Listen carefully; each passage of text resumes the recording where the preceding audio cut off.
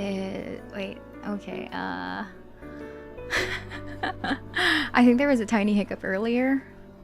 Ouch. There was a tiny hiccup earlier. Yeah.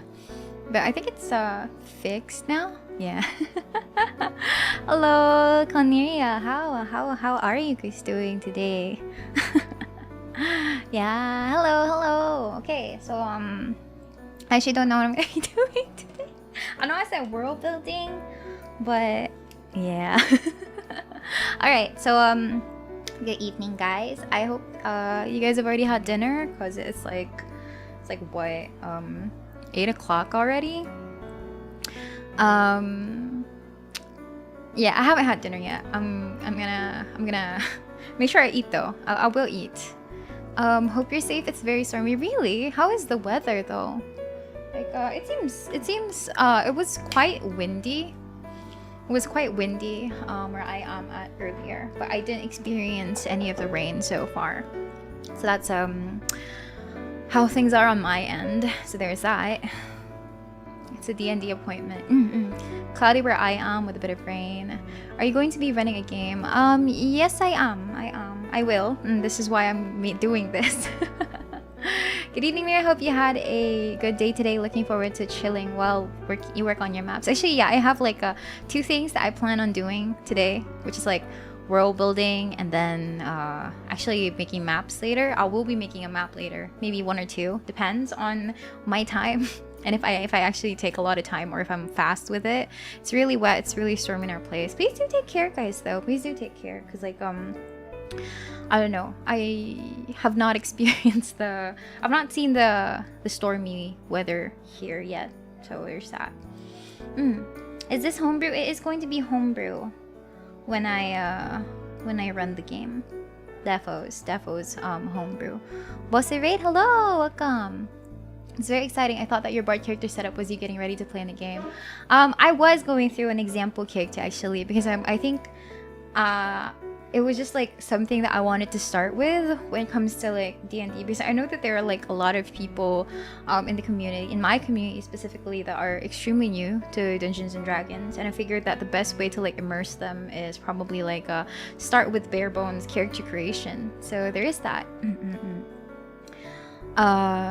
But since it is going to be like a thing that I'm going to be doing, I'm going to be running a homebrew campaign for the fan server. I will be like I have to work on my world building now.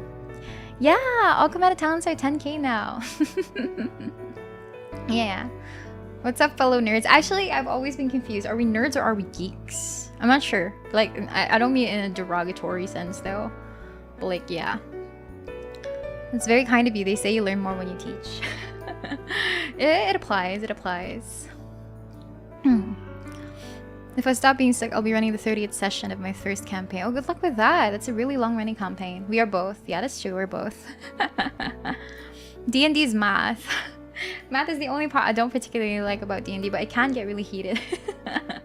Alright, so for the people who are new here, hi, I'm Miria from Cometa Virtual Live. I am the resident medic VTuber. I talk about a lot of things, and I play a lot of games randomly.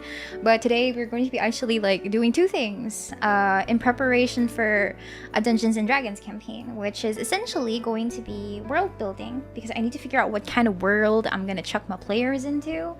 And the second one is actually map making. I do have my map making program at the ready.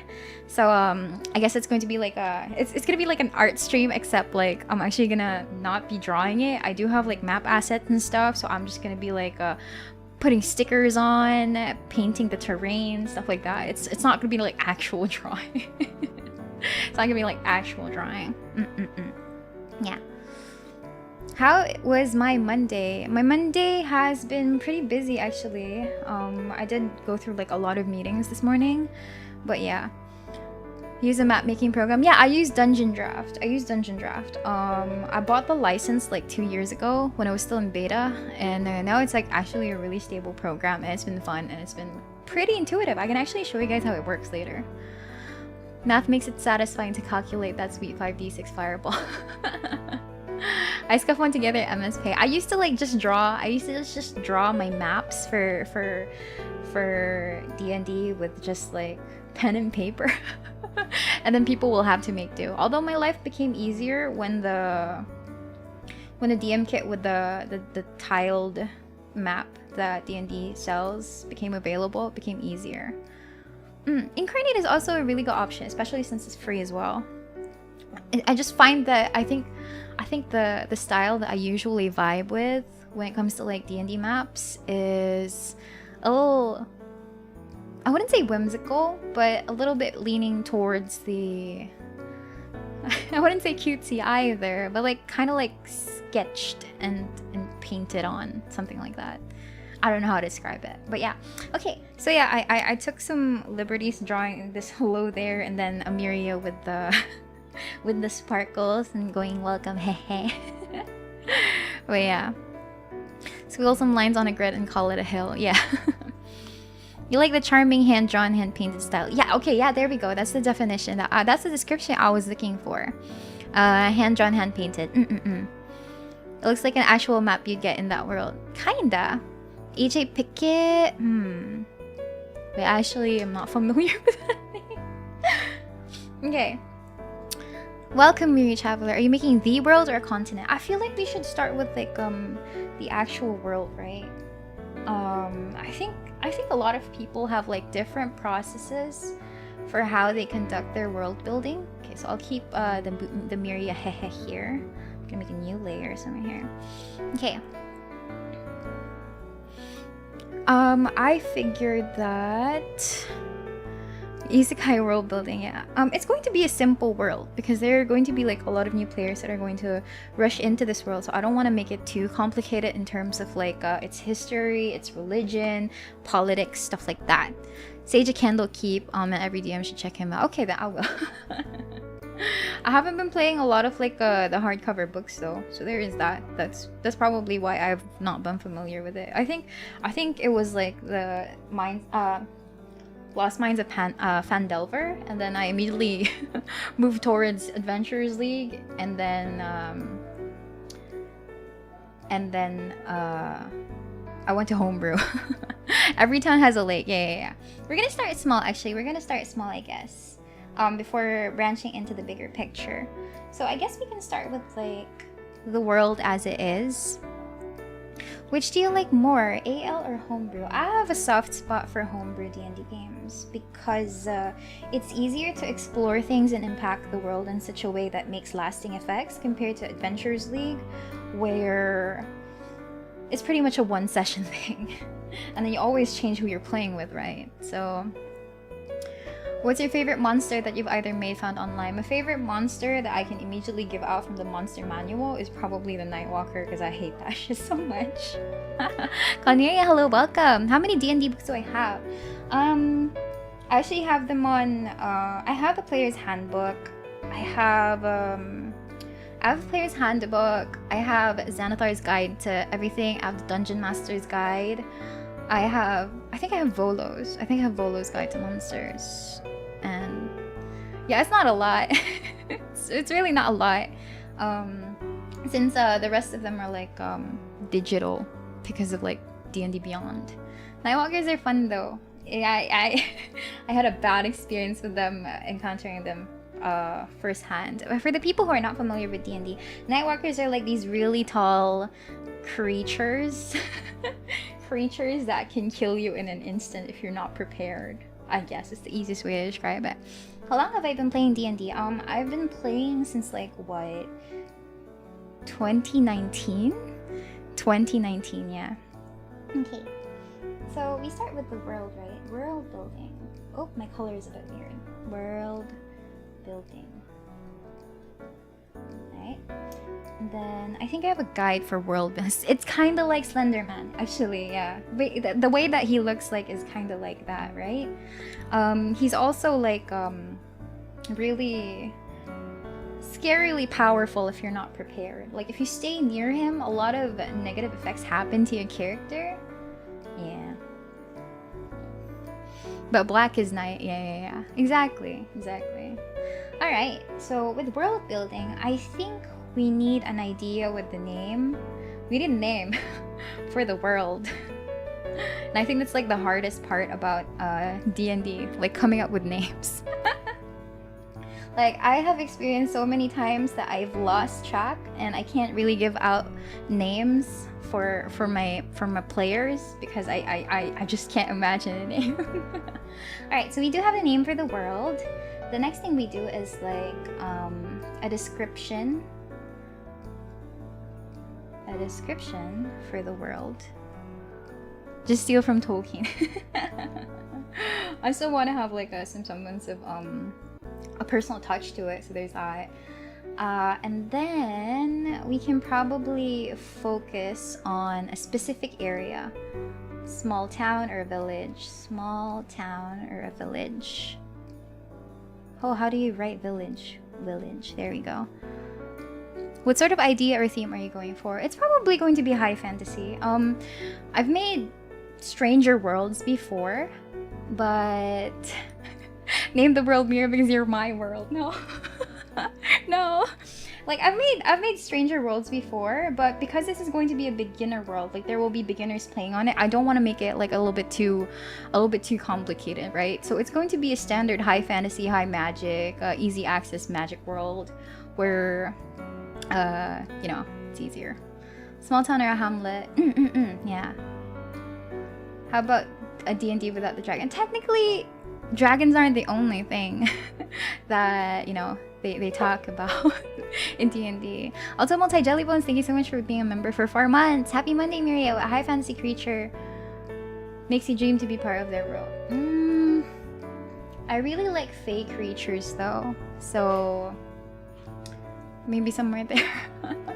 And no Tarasques for the level 1s. Alright, so we're gonna be focusing on a... Can we have a pub called Merienda? You know what? Why not? Sure. A tavern named Merienda. Alright, so once we focus on a small town and a small village, oh wait, I think we also need to like consider like the pantheon or the gods. We also need to think of like magic and technology. Not that there would be like advanced tech here. History. Oh, it's drawing all over my hair. Oh no, it's above. Yeah. The dragon is alive. We've only ever seen 3 dragons and killed 2 of them. The, dragons are a lot more prevalent in AL modules. We also need some issues. The world has to be a little bit like, you know, it has to have problems. Otherwise, why are we still there? Okay.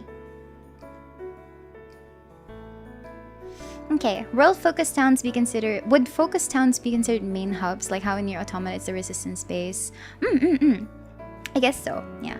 So we need a name for the world, but I guess we can come up with that later. I think we need to think of the origin story as well. Like, how exactly did this world come to be? And I feel like this is where, like, the pantheon comes in. Like, the religion of the world is. Right? So, in the beginning, there was nothing. And then suddenly, there was something. That's essentially how the creation theory works, you know? That's exactly how the creation theory works. Alright, petition to make Girasaya the god. God Miria. Well, okay. Let's see. What's a fun way to create a world though? Like, why would a world be created? Why would it be part of the universe? There was a god named Arik. Do you even need gods in your world? I personally prefer playing with religion in terms of world building and homebrew. I feel like there are a lot of themes to explore when it comes to that. I personally find that it's easier to integrate compared to like if it's heavier on politics and stuff like that. Fusion of cosmic bodies. 3 goddesses and 1 god came into conflict. Their epic battle in New World was formed. Kind of like that. It's usually the gods bickering, right? It's usually when the gods bicker, right? D&D gods mirror minions to do her work. Yeah. The gods had a dream. The god was bored and had a lot of spare time. When I make a world, I like to think about things at a very large scale, then I zoom in super deep. That's why we're gonna make the tiny small village thingy. Religion is pretty important in the time period this is supposed to be in. Yeah, okay. So in the beginning there was nothing. Right? In the beginning there was nothing.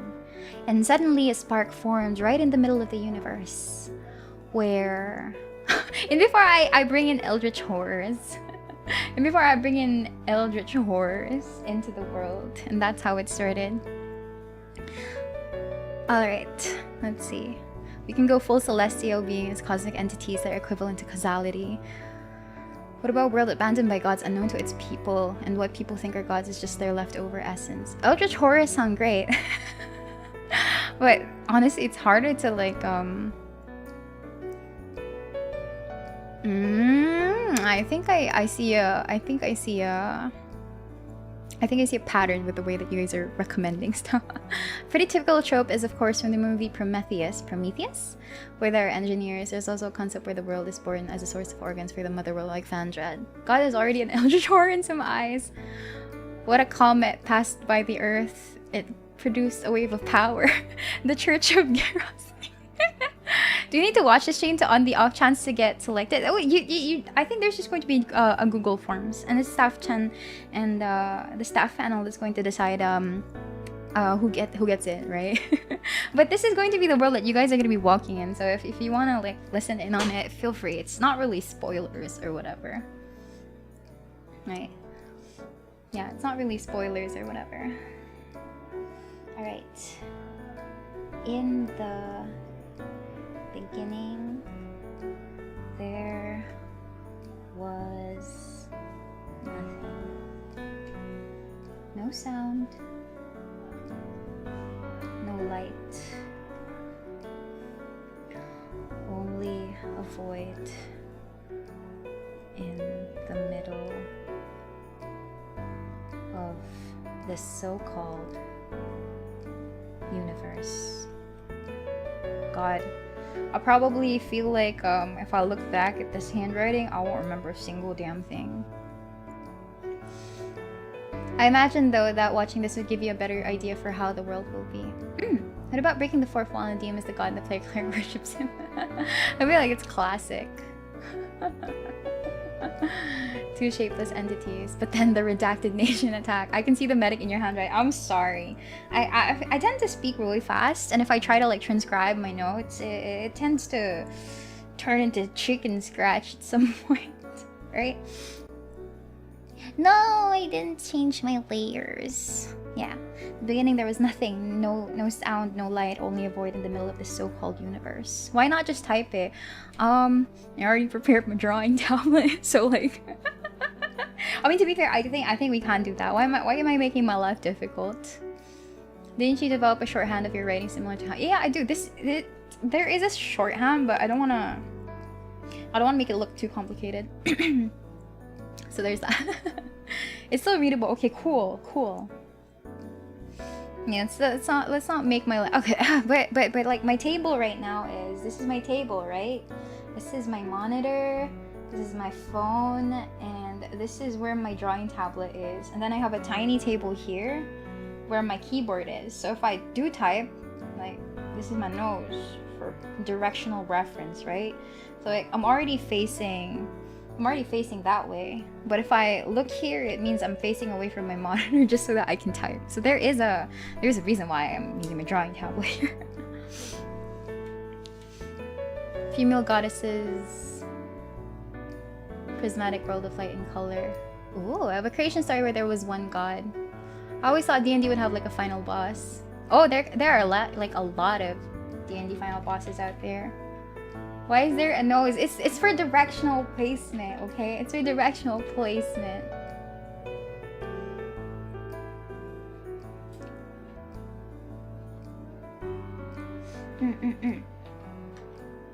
There's also the Elder Scrolls way and have a creator god dream the world into existence, and beings that end up realizing they're in a dream gain godhood like they're lucid dreaming.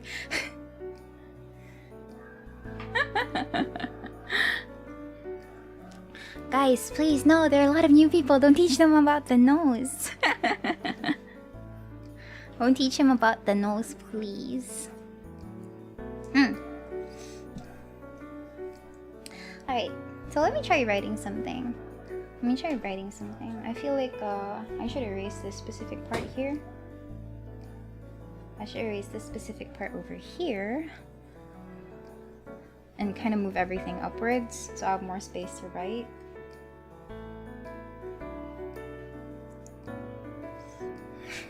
You have no nose, thanks. No, why like this?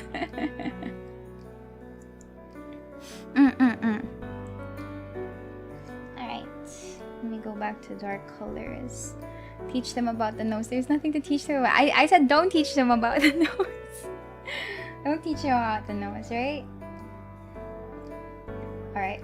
There's going to be one ethereal being that comes into existence. Born from... What can they be born from? Right? Miri knows that should be a MacGuffin that the party needs to find. No. Alright. All things were created from a being that came to existence. From what? From cheese? No.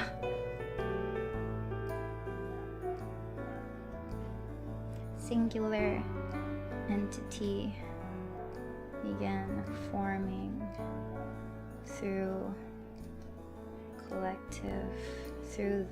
collective unconscious. Oh god, I can't read it anymore. Born from the Al Capone. Is it Al Capone? That's the almond donut, right? It's the almond donut. Term fruits. Remnants of the god of ultimate chaos. Also, Renji, thank you so much for the super chat. D&D streams are learning streams for me. And MTG, the planes are given to us while here we make it. Amazeballs. Well, technically, there's already a pre-made world for D&D. It's Faerun and stuff. And everything is already set there. But I figured that maybe we can just like make our own. You do a mix of printed and cursive. I made the printed part here earlier, but then I made it cursive afterwards. I'm gonna erase it and probably make my life easier by typing in block print.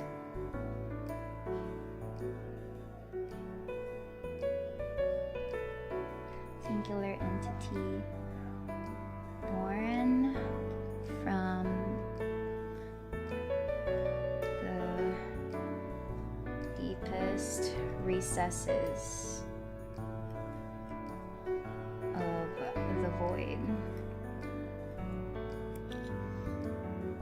came to existence. Hello, welcome to the stream.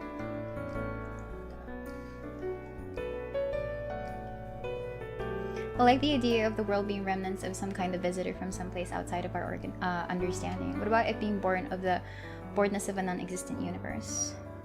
Yeah, I'm getting there. I'm getting there. Isn't there any program that can make your handwriting to type a font? Like an on-screen drawing? I'm not sure. If there is, I don't have time to set it up. Mira gives her nose to form the land, the smell of her feet to fill the space with the air, and her tears to fill the ocean. You know what? That sounds like a good creation story, but no. Good creation story, but no. Also, I'm gonna be munching right now. So, there's that.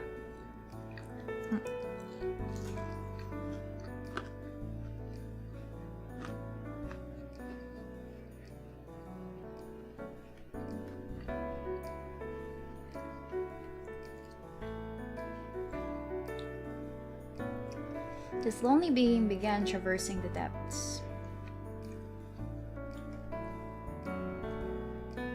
Painfully aware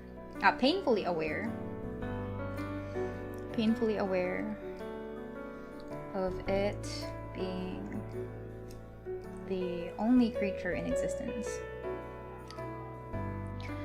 Only creature in existence. Boss, don't do that to your DL. Alright. Let me move this. God, my handwriting. Stop. Okay. Singular entity born from the deepest recesses of the void came to existence. From what or where this thing has come from is probably sourced from the echoes of, I don't know, the universe. And this being right here is painfully aware of its lonely life, lonely existence. Is it even life at this point? Okay. Noticing that it's the only one there, right? He's going to like mutilate himself, and from there begins the creation of the worlds, right? I feel like that's plausible. I wasn't even going Adam and Eve at this point. It was straight off like I'm gonna destroy myself to create new things. Will your D&D have any sort of power, or through time they will have them? They will eventually build it up. How many campaigns will you have around when this starts? One, and then I have another one too, and then 3, 4. I've ran 5 campaigns before. Try to make a grid, maybe you can make your handwriting more neat. It's like mitosis. Yeah, it's like mitosis, except it's like, you're right. We should incorporate mitosis. So this being split himself into 2. And then from there, everything is just gonna continue splitting apart until it forms every single component of the universe. Like mitosis. Are you gonna make it a super serious world? You can be goofy and cheesy and kinda, you know, meme-y in a serious world, and it should be fine. I don't particularly mind it.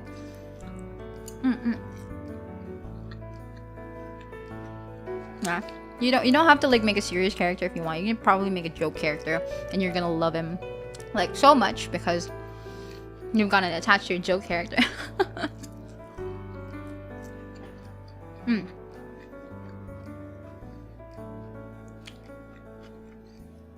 Okay. Let me make this like really opaque. I mean transparent. What did one cell say to their other sister who stuck on their feet? Mitosis! Okay. Having fun at goals. Miria's toes. Will we make the contest then about writing a world building? It doesn't have to be a contest, right?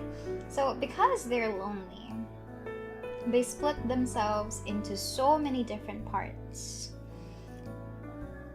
Being aware of its loneliness and the fact that he is the only creature existing in this universe, or whatever void this is in, he realizes that there must have been some power imbued into its ethereal form at some point, right? So through splitting himself up, himself, herself, itself, whatever this thing is, right? Right, whatever this thing is, it builds through land masses. I think we should start with the land masses, right? Starts with the land masses. Floating islands. Floating islands. Slowly teetering towards the edge. Oops. Slowly teetering away from the center of the universe, away from the center of the universe, right? And this is coming from his like a physical body.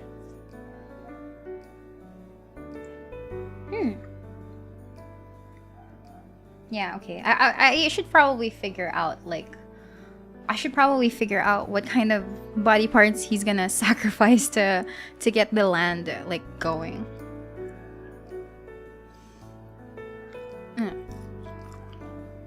World of Floating Islands, yeah. Hi Mary, hello. His nose. Why?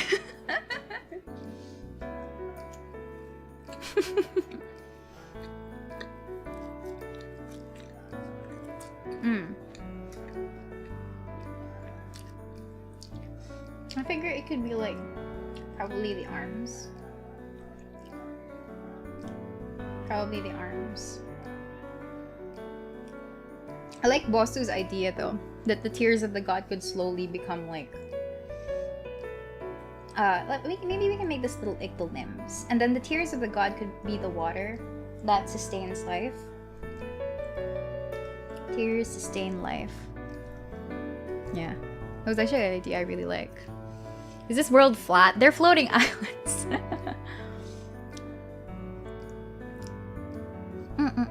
Yung muta ng God. No. Yeah, it's gonna be like a bunch of floating islands. So like probably like this, and then with like bodies of water in the middle, with like with a never-ending stream of water pouring down, signifying no end to the creator's like unexplainable loneliness, I guess. Something like that. So the tears just keep spilling out with no direction or whatever, right? Representative of the gods, like loneliness or something. Are the floating islands separate planes of existence or in the same world? I feel like it would start in the same world for now.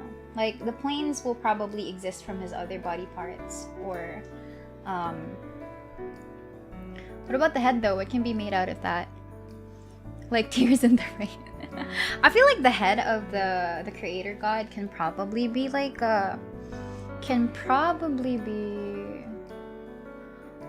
split into so many things. You know how the brain is separated into so many regions that it requires a complex understanding of its anatomy. So I feel like we can use the brain or the head of this elder god or this creator to split apart like it's a pure Myria constructed world. I figured Forgotten Realms is a bit too, I mean, it's okay. Forgotten Realms is okay, but you know, I figure I kind of want to try my hand at world building again. It's been a while. It's been a while since I actually like ran a campaign. My last campaign I think ended like the latter half of last year. So yeah, it's been a while. Yeah. Yeah, so the physical body of the god, the physical body is what brings the material realm together.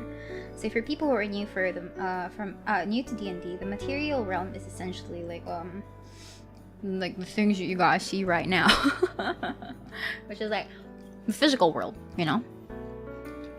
Yeah, that's what I was thinking. The brain connects the realities because there are so many segments to a brain. There's so many parts of a brain, governing rational thought, executive function, etc., etc. I figured that that's something that we can something that we can use to symbolize the different realms that can exist in this universe. Probably make some symbolism out of the emotional stuff as well, the emotions and stuff. Brain could be your creatures because neurons connections to each other. That's fair, but I was thinking of the heart, but not really for the anatomic part, but also for the symbolism. Like, oh, it came from the heart of the creator, and if you guys fuck things up, he's gonna be really sad.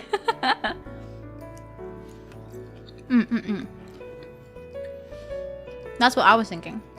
Like, not really for the sense of the anatomy when it comes to the heart, but more of like, he made it from the heart. And if you guys decide to like ruin the world he made, you're making him really sad.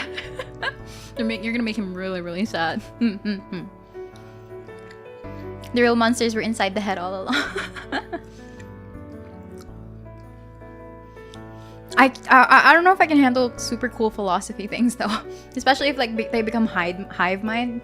Is there gonna be multiple gods or only one? I feel like we'd go for a multiple god, not the all daddy. No, don't make the all daddy sad. No. Is it going to be connected to the Spelljammer's astral plane? I haven't read up on Spelljammer yet, so yung blood vessels ko naging murder home. Yeah, I can disappoint. But yeah, body parts. I guess it makes sense since I'm coming from a medic standpoint. So there's that. Okay. Well, I guess we can just think about the basics for now. Like this, I'll expound on the creation myth afterwards. But it's nice to have like a basis. This is just like cells at work. Yeah, it's nice to have like a basis of a thing, right? What are you snacking on? This is chicken chops and fries. Chicken poppers and fries, actually. So the bards come from the end of the god.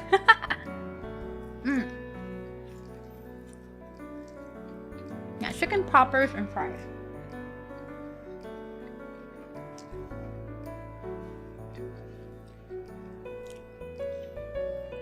Right. So I guess we'll go to like once the realms have been created, like once the planes have been created, the material plane, a skeleton of the setting is good enough at the start. Yeah, I don't need to like overthink everything, but just know that there was this divine being that came from nothing and decided that through its loneliness, it wanted to mutilate himself and like split his body apart so that he can be less lonely. And whatever is left is remnants of whatever divine or whatever kind of power it is, right? With cheese powder. World building is the most fun of fantasy, writing fantasy. It is, but it can also get really complex. It can also get really complex because, you know, you can put a lot of theories, you're gonna put a lot of like symbolism there, and then it's just gonna get convoluted and stuff. Wow, he's so relatable. Sad all dad. Yeah. He broke himself apart to feel less lonely. Yeah, there are many rabbit holes. Is the creator still alive? Actually, I've been thinking. I feel like I'll be keeping some parts of his body, within this realm, but it's going to be symbolic rather than a physical manifestation of his existence. Yeah. Don't tell us. Spoiler alert! It could actually be a tangible thing in the setting so that he can actually observe and enjoy his creation.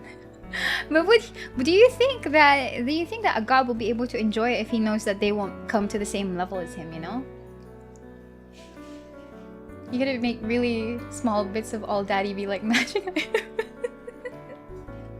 I like how everyone just went all daddy. No, the all father. Alright, so there's that, I guess. Humans, I conceptualized, or creatures, not necessarily just humans, right? All creatures come from the heart. But then, what other organ do I need to represent magic or something? I feel like I'm gonna split that up from the brain. But yeah. Heart be a big physical thing that is the source of all magic. Oh my god, because he saw his creations fucking the world up, his heart broke, and that's where the magic essence came from. Okay, never mind. All father, give me sight.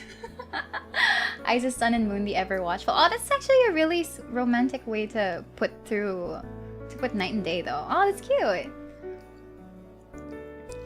What if all of us were also planned by something who also thought to make a D&D universe in a much higher dimension? Double sad to all that. Yeah. I'm just thinking about correlating like body parts and stuff into like things that you can associate with D&D. So I feel like something like that. It's either he broke his heart or something, or that's where the humans came from because he wanted to give his love to the world or something. Something like that, I guess. Yeah, that's the core concept, I guess. I'm thinking of that as the core concept. I think it sounds plausible. It's just a matter of like, would you actually want to like would you actually want to play would you actually want to play in this kind of world? Sky Daddy was so disappointed that people calling him Sky Daddy that his heart broke.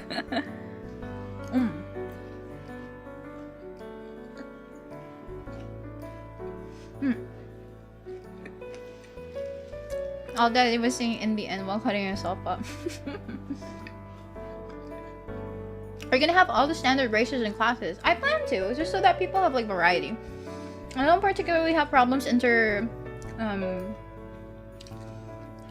don't particularly have problems like mixing in a lot of the newer races, classes, and stuff into the world because it's a little bit easier to seam them in, you know. Imagine if he split apart into multiple planes of existence, you can't know what other aspects were split apart besides physical and magical. Yeah, it's cool, right? It's cool.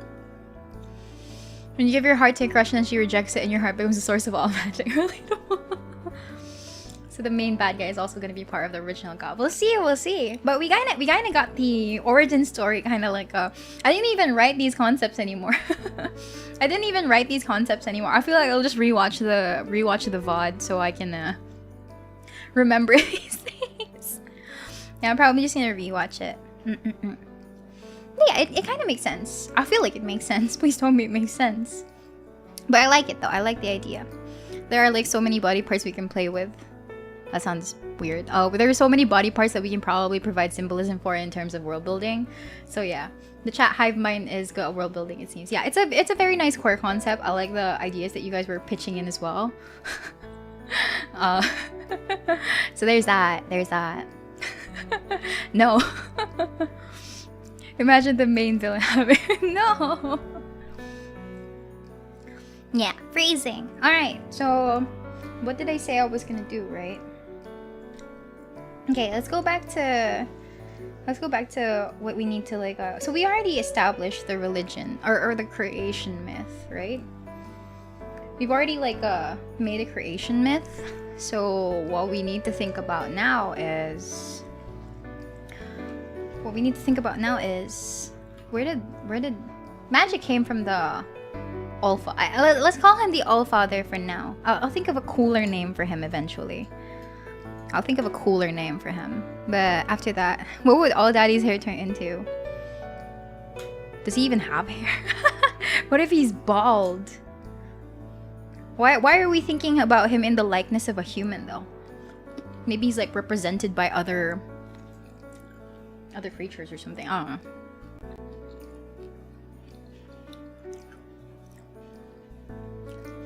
Daddy, chill for some divine intervention. No. Alright. His hair turned into grass and vegetation. Okay. So we have the creation myth set up. Right? What I was thinking about the religion for the the All-Father could be an anthro. Alright, so we already have the creation myth, right? But I was thinking, how do I build up the pantheon? How do I build up like the gods of the world if there was already like a bigger god that started in the first place, right? The source para genderless. It sounds like the source of like all problems and stuff. But it sounds like a good idea. I'll look for other genderless words so it can be anything, right? Yeah, so there's a greater god, right? And what I was originally thinking about, right? So like what I was originally thinking about, but I'm not particularly sure about doing this, is like you have the heart, right? You have the heart, and it broke apart into so many things. It broke apart into so many things, and those closest to the original heart retained some part of that divinity. It retains some part of that divinity, and it gets diluted as generations pass by, right? So it gets diluted as generations pass by. The moment that the heart broke, parts of the All-Father, the source, the divinity has been split apart among those things. And for a while, right, they were able to do things as though they were quite powerful creatures. But as they continued to reproduce, as they continue to move forward from generations and generations, that power, that divinity diluted up to a point where everyone seems like they're just normal. Something like that. Shucks, but this creation myth me heartbroken for yeah. I was thinking of something like that if we're using the heart. But if we're using a different source for where people come from, then I'll have to think about something else. You know how blood flows around the body and enables everything to function? Because they function, the people of your world saw it as something that is alive and beyond them, hence gods. Interesting. Their kins grow weaker and lifespans grow shorter. Yeah, that's exactly why people don't live that long enough anymore. Maybe make it as the source of the royal line that will awaken their demigod blood. At some point, everything comes from... it all leads back to like the All-Father, me. No, I'm kidding. But like, I guess it makes sense, right? Everything leads back to it. And I was thinking maybe there should be like semblances of power that manifest in some people who are more attuned to like the magic of the world, right? Honestly, I love that the gods are made from the shards of the All-Father and could represent different emotions and moods. You're right. It's such a cute idea. It's a cute idea. Oh man, I'm gonna love making this world, right? Right. So, because everyone in essence, right? Everyone and everything in this world is born from the same source. They retain some of those features, some more diluted than others, some almost close to just plain ass boring humanity, right? But there might be some people that are so much more attuned to the weave, the magic that exists in this world. We'll have to relate that to a different body part or function at some point, but something like that. There are some more people that are attuned to it, some people that are more used to managing those powers, and that's where That's where their affinity for magic, whether divine, primordial, divine, primal, or arcane, comes from, I guess. Something like that. Are you familiar with Warhammer? Yeah, I have, but I've not participated in anything like it though. Like, I'm just aware of it. I was thinking that divinity can be born off the children dying, returning to the life stream, and being born in another plane with memories of their previous life. No, it's hitting me in the heart. No, in another life. Fair, fair. This is just like a draft, okay? Like, this isn't going to be like super permanent or whatever. This is going to be super permanent, but it is like something to work on. Yeah, this is gonna be something that I can look back on and probably polish a little bit further even off stream. Honestly, I've never really done like world building streams. Like, I've never streamed world building ever. Usually I just talk to myself randomly and see what ideas stick, and I just draw it on like a notebook or something. Like, I just draw it on a notebook and call it a day. So this is kind of like, honestly, when I was getting ready to start the stream, I was so worried because like, maybe my workflow for doing world building is something to scrutinize, because I mean, everyone has like different ways, different approaches for doing these things, right? It's not always going to be the same. So one dungeon master might prefer to make small things and then proceed to the bigger picture, but other dungeon masters like me, I prefer like doing the entirety of the world before zoning in on some specific part, right? So I was really worried that I might sound like I'm just being weird in public. But it's nice to know that it's being received quite well. I don't feel as judged. Yeah. Is it okay to ask about all daddy's thing? No. I'm not sure. I have not come to terms with the idea yet. I've always found these are always great as collaborative projects, super powerful beings able to bounce ideas off of other people and talk ideas out. It makes things clearer. Yeah, that's why I feel like it would have been fun to stream it. Plus, this is going to be a world that players will experience while they're in campaigns for it, right? Did you attend the Taku Expo 2022? Unfortunately not. Gods trying to find each other to gather the heart charts and become the All-Father and create the world in their image, just like a cycle that takes a long time. That sounds like a good plot though. People wanting to take control over the world. Henceforth gathering all parts of the source. I'll just call it the source. The source was a really good idea. I forgot who said that. I can't really think of anything else. But like, that's actually like cool. Depends on the scale you're working on. I used to work on like a D&D campaign that was only focused on like one single megacity. I never had to think about everything else. I never had to make like a really big world. I just had to focus on the city itself. Macro before micro. Yeah, big picture and then I zone in. It's not being weird, rather it shows your personality. They have a grasp of everything before anything concrete comes up. Maybe to avoid some kind of retcon. Yeah, retconning is actually like a pretty frequent issue that I've encountered whenever I'm playing D&D or running D&D games. So I try to iron things out as much as possible. Yeah. Become the next All-Father sounds like a perfect BBEG concept. Anyone can be a BBEG at this point though. Was there an event that ended up breaking the All-Father, whatever's heart? Maybe the fact that he can never be truly not lonely, because these things that the source made, these things that the All-Father made, are still technically lesser beings, right? Lesser beings compared to him. So it's never gonna truly fill the space of the void of the universe, other than just trying to populate it so that it feels physically less lonely. Relics being called the source sounds like a good idea when hearing it. Got a song and entertainment. The one, kill all the other gods to gain divinity, gather them all. Do you think it's possible to write like Yokotaro, ending first, then write everything afterwards towards the start for D&D? Technically, it's okay. You have like an idea of how you're gonna end the world, and then your players just have to figure out a way to get there. But you have to keep in mind that while you have a general gist of what can possibly happen in your D&D campaign, the outcomes that you want to happen, your players can still pretty much like change everything at some point. So you really have to be open about these things. Feeling sad, boy. Mega City is always a good setting for cyberpunk. when he realized he was alone. Sad boy. They're closer to detachments that turned into lesser gods rather than children. Will stigmatas exist in this world? What specific ones? That's interesting. Thank you. What if the BBEG wants to break the cycle of the source being recreated and the world restarting? Players are players. They're like herding cats in the plot. Yeah. I have a relative idea for the ending, but it's not something I'm supposed to reveal to you guys, you know? How about if the broken form is gathered again? It forms into two beings. I feel like that's like a really long process though. A really long process to do. Because it's already been split apart. And what's like broken, well, what's already broken, even though you can repair it, it's not going to be the same. Ah, no! Hindi ako mahugot, I swear.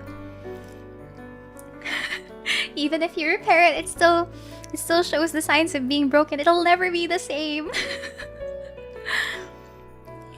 Are we gonna end up killing God like in those JRPGs? I personally gravitate towards like world-ending tragedies and stuff like that, so it can be possible. All mommy arrived too late, found all daddy already dead, so she separates into stuff. Very Romeo and Juliet sad. What's broken can never be made whole. Is the All-Father continuing to split, or is it over? Originally, I was thinking that it continuously expands, like from the center of the universe, right? Everything continues to expand, everything continues to grow, so that all of the other physical manifestations of the island, right? So like the floating islands that show up in the material realm, they continue getting pushed further. So like people are always going away from the true source, which is the center of the universe. Imagine a journey to the center of the universe though. Wow. That's gonna be hard because you're gonna be contending with time. We have to protect the world so that the Cometa gang have a campaign to play. Yeah, the first quest is save a cat. Final quest is defeat God. Something like that. I gravitate towards world-ending tragedies. You play near, you don't say. I know. Anyway, that sounded like a pretty cool idea. That sounds Final Boss-ish. Yeah, I know, right? Oh, okay, I was actually pretty excited about that idea. Everything continuously expands, moves further away from the center point. You know how you can infinitely, like, I don't know. I don't think you can infinitely split something until the very end, right? But there has to be a way, right? It just continuously gets slower and smaller at this point. What about all mommy nurtures all life, including monsters, so she gets labeled as a mother of monsters? You mean Shub Niggurath? From yeah, I think it's Shub, the mother of monsters, all monsters, the abyss in who's that? Lovecraft. It's amazing to have another cosmic consciousness to manifest, but we seem too far into the All-Father idea. Actually, yeah, I'm really happy I'm bouncing ideas like right now. I honestly thought like, oh, I want a world where it's super rainy. And then the players have to figure out how to stop precipitation. And that's it. That's the campaign. I thought it was going to be like that, but we actually went like world-ending tragedies and stuff. Yeah, Lovecraftian lore. Yeah. Yeah, exactly. We're in quantum physics now. Oh man, I remember studying quantum physics back in college. My head really hurt. The Black Goat with 1,000 Young. Yeah, that one. Miri sounds so excited talking about world building and stuff. Yeah, I've not done these creative exercises in like a long time already. So I am a bit rusty. I don't really have a lot of freeform ideas flowing through. Campaign 1, stop precipitation. Yeah, that was the original, like, oh, maybe I'm just gonna make a really simple world today. Maybe I don't have to use my brain as much. But here we are with like a really complicated creation myth. Maybe the world tragedies can be depicted in sacred scrolls and prophecies. It could be possible. Like maybe there are some people who are truly connected with the center of the universe, that there are things that resonate within that world that help them predict these things. But they're labeled as heretics and probably heretics or something. I like thinking of this stuff but never amounting to anything but a dream. We're gonna try to make this a reality, I think, at least for the campaign.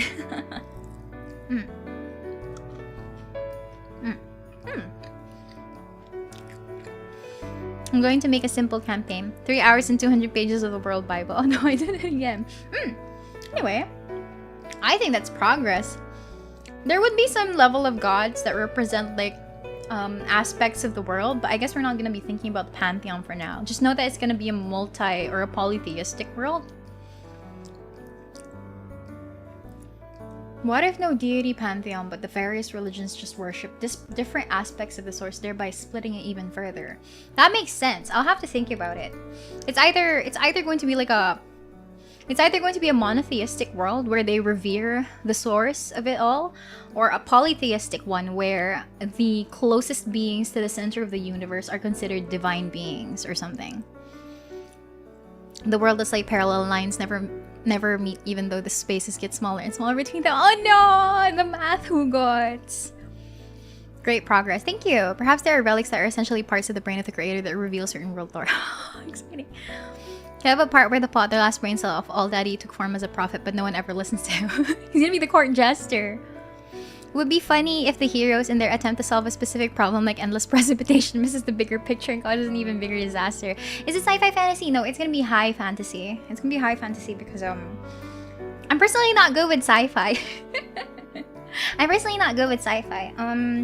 The only sci-fi related tabletop RPG that I've experienced is Stars Without Number, and that's it. I don't really have like a very big grasp of sci-fi as a theme, so there's that. I mean, like real life. Creator first once made a bow and 2 arrows. They shot up twice. The first shot fell and split them. The second one hasn't come back down yet. Big laser boy. 2 different religions that hate each other because beliefs differ. Believing in the whole versus believing in the parts. We're going to delve into philosophy. Isn't there a philosophical standpoint that you look at the no, I think it's less of a philosophical standpoint and more of like fallacies or something. Philosophical fallacies, where people always look at the bigger picture and compartmentalize, or they look at too many small details but it doesn't like encompass the entire thing. Something like that. Lancer RPG is my jam besides D&D. It's mech RPG. I see. Dark Heresy. Where's the psychology? Yeah. Okay. What else did I need to think about? Let's see. I think I need to also... Okay, that's already creation myth. Let's not go through that, right? Even in real life, different interpretations of the same scripture evolve into different religions and branches of one religion. It would be interesting here. I tend to be in philosophy stream. No, it's not. Okay. Creation myth is done. God's religion technically done. I'll browse through that afterwards. We need to think about magic. I think it's already been governed at some point. Like, it's already spread through the world, and people who can harness it are technically closer to the center of the universe or the source, right? Will the source be where the universe will come from or just your world? What do you mean by that? No, the universe existed. The universe was just a void originally. It was just an empty void originally, and for some reason this source suddenly manifested, and from something out of nothing. I think it's ex nihilo or something as a concept. So the theme is gonna be as above, so below. The microcosm is representation of the macrocosm. Melting pot. Yeah. Okay, so that is magic and technology. The ecology is probably like is the center spatially center or metaphysically center? It can be both though. It can be both. Just know that it always continuously expands. Kind of like our universe right now, except I don't know where the center of the universe is, but our universe is constantly expanding, right? So there's that. Alright. So I guess the world in itself, the material plane, is going to be like floating islands. Yeah. So yes, there will be airships. There will be like modes of transportation that involve having to rent airships, fly airships, learn how to fly and stuff. Yeah, something like that. That's probably going to be a thing because I mean, it's going to be floating islands, but there will be like bigger islands, compared to like smaller ones and stuff. Airships and sky pirates. Yeah! Oh my god, GPF, bro.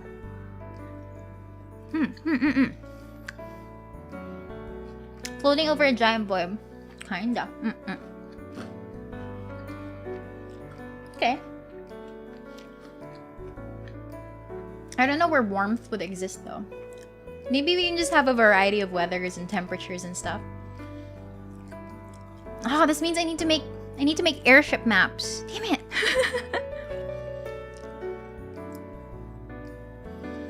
Yeah. There might be other sources that manifest it in the other parts of the universe, literally celestial bodies. Maybe the creator is still splitting, and every time it splits, calamities happens, like world dividing in half. That sounds like a good idea. The goal is to stop the splitting entirely.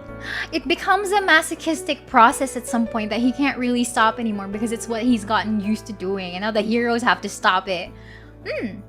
But yeah, it does actually sound like an infinite planet. How does magic work in D&D actually? Like, does it run on mana? Like, more mana, bigger boom kind of logic? To put it simply, right? Magic... How do I explain magic? Hey, D&D nerds in the chat, help me. It technically does, like, run on a mana system. But it focuses more on... Yeah, that term. Thank you. Yeah, fancy and magic.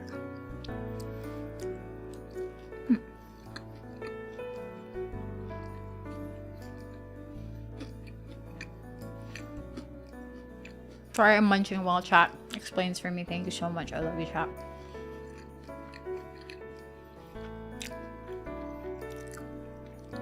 Right, so I think I mentioned this beforehand, but you have a limited amount of magic that you can harness, and with that limited spell points or mana, right? You can only cast it a specific number of times a day. You have more limitations on more powerful spells, and you have more opportunities to cast lower level spells. And you have the cantrips, which are basically your level zeros. It's more on times used during the day instead of a carried resource. Yeah, something like that. Magic is kind of iffy because of what happened with Karsus.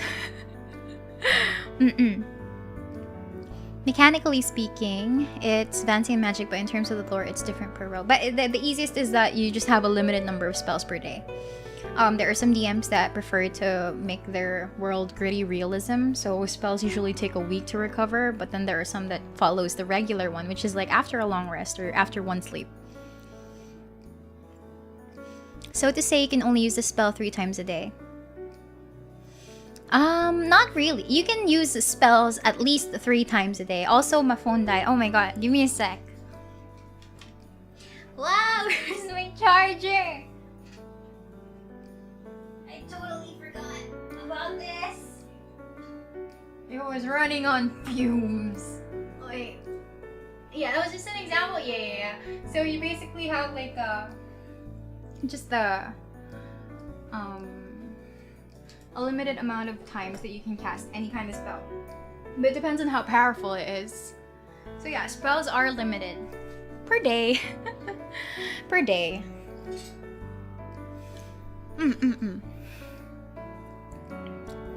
There were spells beyond 9th level, but then someone fucked it up and like beat up a god or something. And then after that, the use of like the 10th level and the above spells were like either forbidden or erased from the world.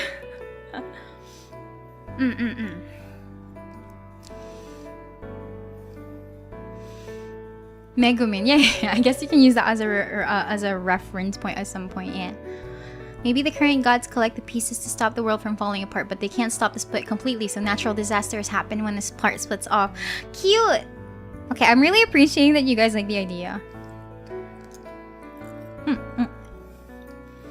I mean, my face died, so...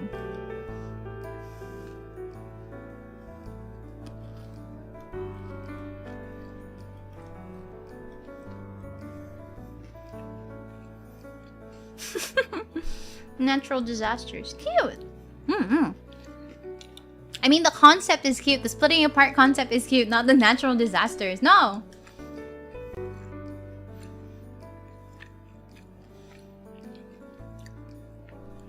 My phone died. I'm sorry.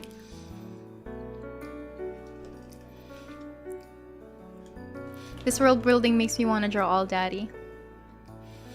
Okay. What else? Okay, I'm just waiting for my phone to like light up. Okay. Yeah. PNG Pog. Okay, so that's already the magic part, right? It's easy to access magic as long as you're like connected to the main source or something.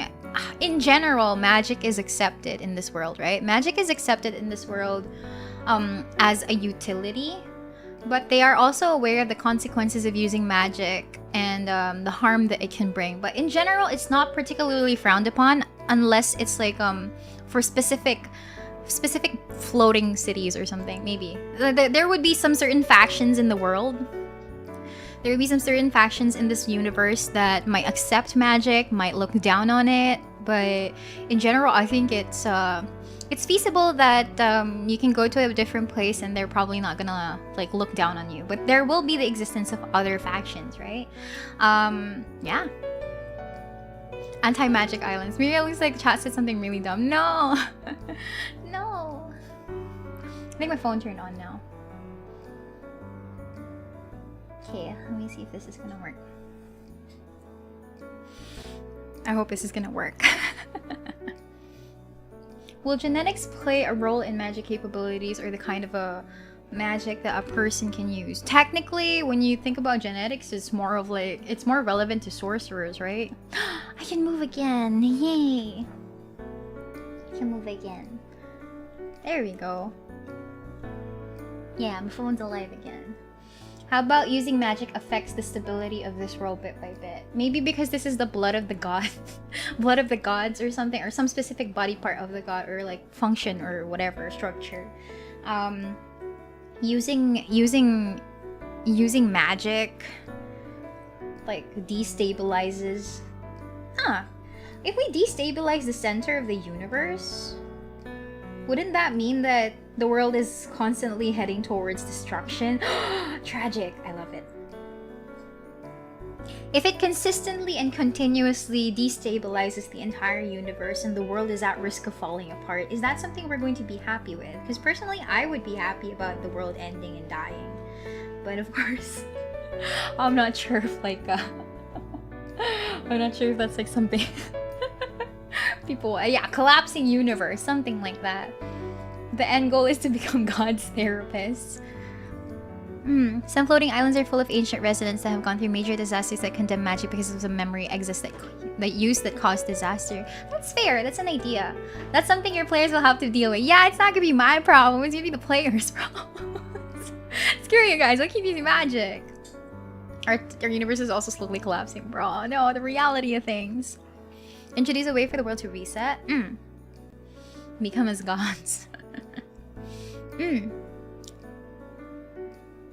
I love it. The world is going to end. We have some apocalyptic people.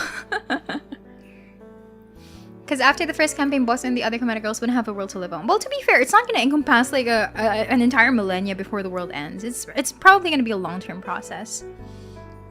And a reset button. I'll think about it. Think about it. Okay.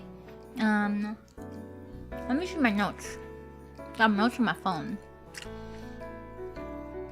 Mana being all daddy's life force and using magic kills it bit by bit, and then people will eventually run out of magic, and then people will like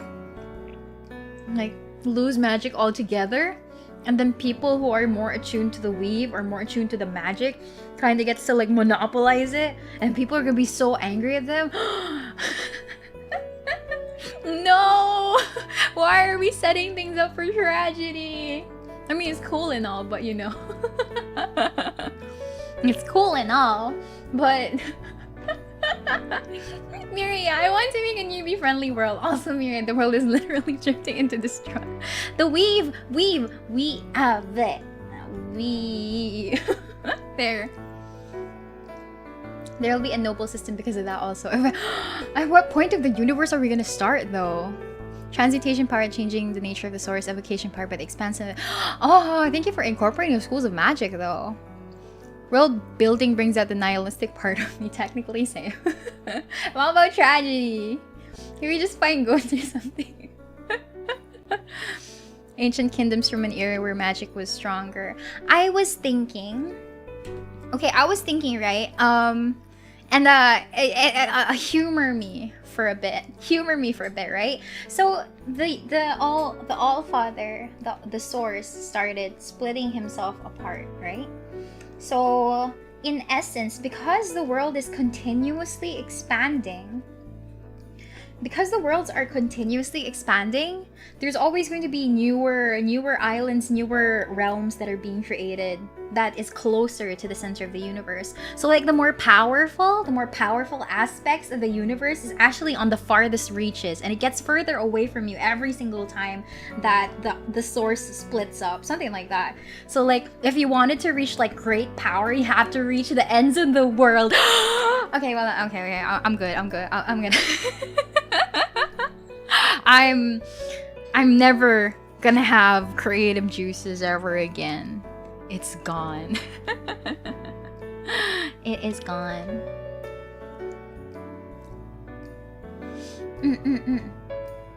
Where's my mouse?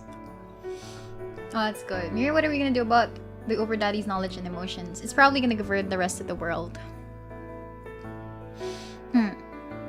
Keep showering the void with content. The newer the region, the more primitive the magic. Ever expanding sea with new islands every year. Well, it's not gonna it's not gonna be like consistent, right? Are you talking space with the planets? If you reach a source, can you build it? I'm not sure. Anyway, wait, this is too deep into the lore. That's too deep into the lore. Let's keep it at that. What else did I want to do again? Okay, that's already the we keep expanding the creation myth at some point. Okay. I think we also tackled about the history of the world at some point. Right? We already tackled the history of the world, in which case there would have been factions that fight against other things. Some people were anti-magic, some people are pro-magic and stuff like that. So there will be certain divides, and this is what the source, the All-Father, becomes sad about. Right? So strife, chaos, miscommunication, strife, chaos, miscommunication, power-hungry individuals trying to govern the world. The works, right? So that's how the world is gonna be. So that's how the world is going to be, I guess. So there's going to be like a great... It's probably gonna sound like like the regular thingy, right? So that's already the history, so we're done with the history part. What else is on my notes, right? I don't think I need to discuss prominent people, prominent factions. So at this point, let's zone in. Let's zone in on a smaller part of it. So let's pick a specific island, right? Let's pick a specific island at this point. Corruption. I don't know where the stream is going at this point. Honestly, there were a lot of tangents. I will agree with that, but that's because there were a lot of things to talk about.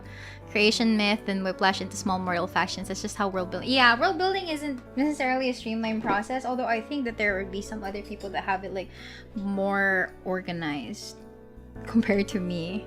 And like that's because like there are a lot of like ideas flowing through through chat at this point. So yeah, okay. So let me... Okay, I won't erase that, but I will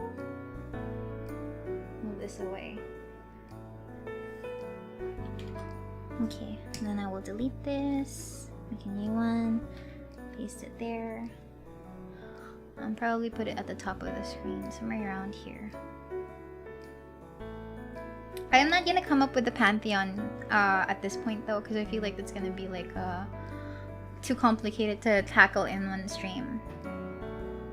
Tangents and getting out of track is a major part of world building. Yeah, it is. I've always loved defining the schools of magic because I love magic systems. We're sticking with the regular magic systems at this point though. I'm probably not gonna mess with them for now. Okay. So let's start with a specific island that people will start with. So this is going to be yeah, let's just name it island for now. Maybe it's a floating city. It's going to be a floating city with maybe a monarchy? Maybe a monarchy. Imagine there's this crazy old guy or hermit or some court jester that's actually the sentient part of the All-Father that serves as some enjoys his creation. What do you mean?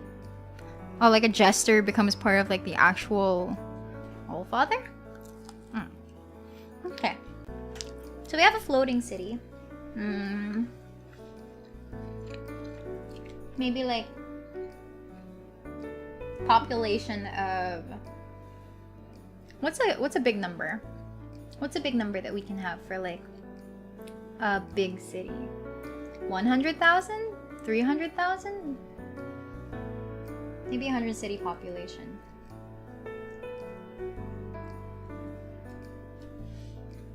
$69,420.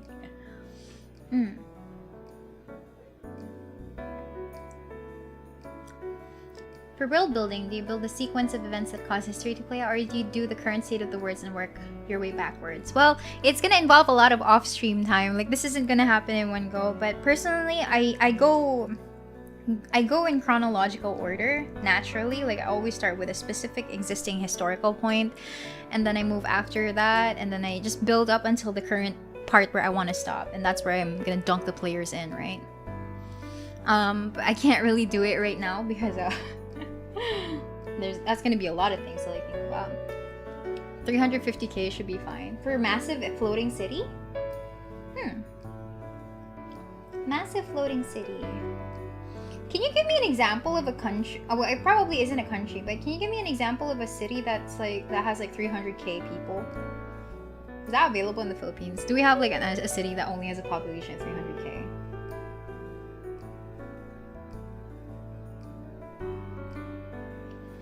You always check current world population centers. Yeah, are there maybe not a city, but maybe a continent?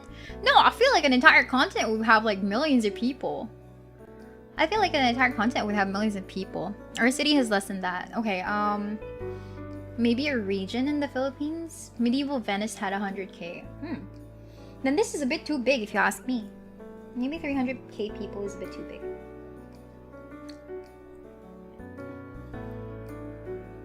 $350k is a big, like Constantinople historically had. Houston has 300k. I see. Yeah, Manila has millions of people. Is it like regular Manila or is it like Metro Manila? 150k sounds like a good number. Let's make it a very sizable city. Yeah, 150,000 population. What is the culture's flavor? Yeah, let's stick to 150,000. And let's see. Let's decide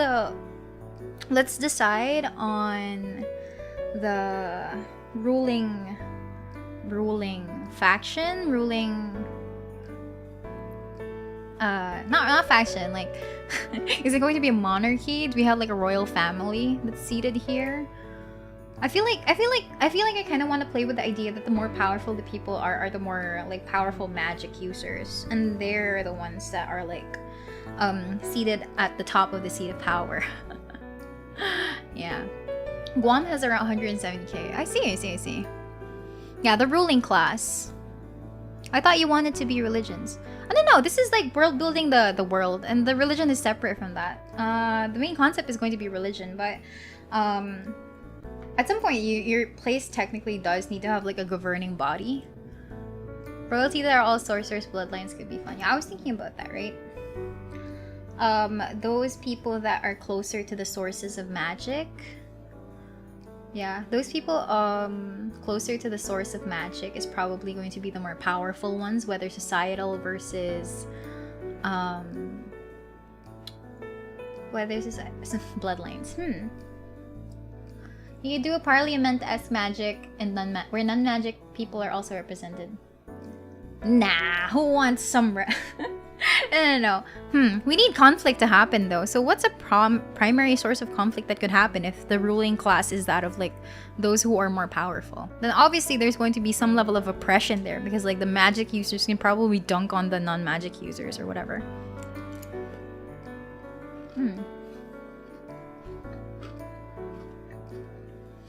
Scarcity of power or resources. Yeah. Well, while we're thinking about their problems, it's probably gonna be like a temperate city.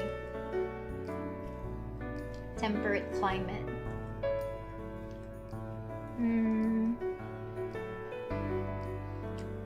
3 major rivers that split the island.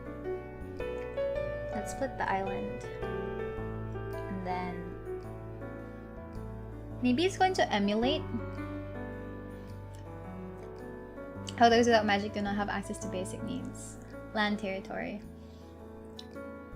I'm thinking about Demacia make the mages the oppressed faction instead they're hunted now. I feel like it's gonna be hard for a bunch of newbie adventurers to try. It's gonna be hard for newbie adventurers to try and exist, especially if they're magic users. Yuya-chan, hello, welcome. Oh wait, the thing is kind of like blocked by chat. There we go. There you go. Okay. Using the people's paranoia of splitting away to line their own pockets, right? Maybe it's going to like similar to like the center of the universe. Let's try to make it that the center of the island is where the most powerful exist. Center of the island, or like an inverse of the lore. Royalty. Most powerful, right? So the people that are left to the outskirts of the island are the ones that are suffering the most and really far away from resources and stuff. Yeah, land is a premium if it's a very vertical city with extremely tall buildings. Resources would be a good point of conflict, yeah, and because the center of the island is where most of the resources would be, that's where the governing body, whether or not it's royalty or whatever, and the most powerful people would congregate, right? Something like that. Pay to win the island. you have to like have magic. Natural elements that make invasion difficult on center. Classic thing where the princess is actually non-magical and it's being a secret that she has no powers and stuff. The slums could be tinier islands very close to the main island. So we have like the main island right here. And then let's try to draw where the rivers are. 3 major rivers that split the island. How do you draw rivers? They're just like lines, right? Right, they're just lines, I think. Reminds me of that one anime, basically corrupted parts of the islands get chipped off, dropped off, just change corrupted to revolting or unruly. I'm liking the idea of having like smaller islands that surround it, like neighboring provinces or something. Like that are like split apart from this specific island, so that there's more land for the players to work with eventually. If it's a floating island, wouldn't there be an emphasis on naval development, canals, ferries, and such? I guess that's why we have rivers, but it won't be like maximized because we don't have large bodies of water. That could amplify the sense of isolation between social classes, therefore conflict. Yeah, and the people who want to get to the center of the island would probably be the ones to contest their claims to a better life, something like that. It looks cooler. If the people at the outside are oppressed, there could be some kind of resource that's dangerous to get there. They're forced to make a livelihood with. That's fair. That's fair. Airships. Yeah, well, there could be like bridges, right? Like a really long bridge. Like really long bridges that exist that reach through the center. Although there will be airship travel at some point for like bigger islands that seek to do trade, right? Imagine the logistics, it would be hell. But that's the base of the world though. It's already the base of the entirety of the world, so yeah. It's not like a global world thing. Okay, what if royalty almost owns all of the islands in that world and the people given a place to stay in exchange of money? Regulated bridges. Really long bridges that the kingdom could cut off anytime they want. Historically, civilizations settled on river. Yeah, I was thinking about Mesopotamia or the Mesopotamia and stuff, right? So like there would be like rivers and stuff that become the source of like all the resources, and at some point it kind of converges. So that's 2 rivers already. It kind of converges at the very center, so like there's way more water to work around with right at the center of the island, right? Something like that. Rivers can be wavy lines that start from a mountain or hill. So maybe it starts at the center. Elites get the freshest water.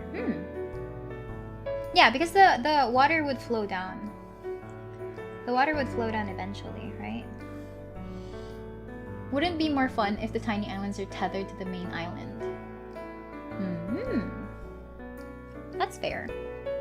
Bridge regulation like shows. Okay, so we already have 2 rivers for our island.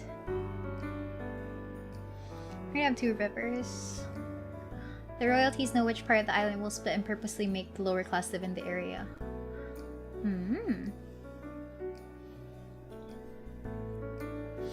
Okay.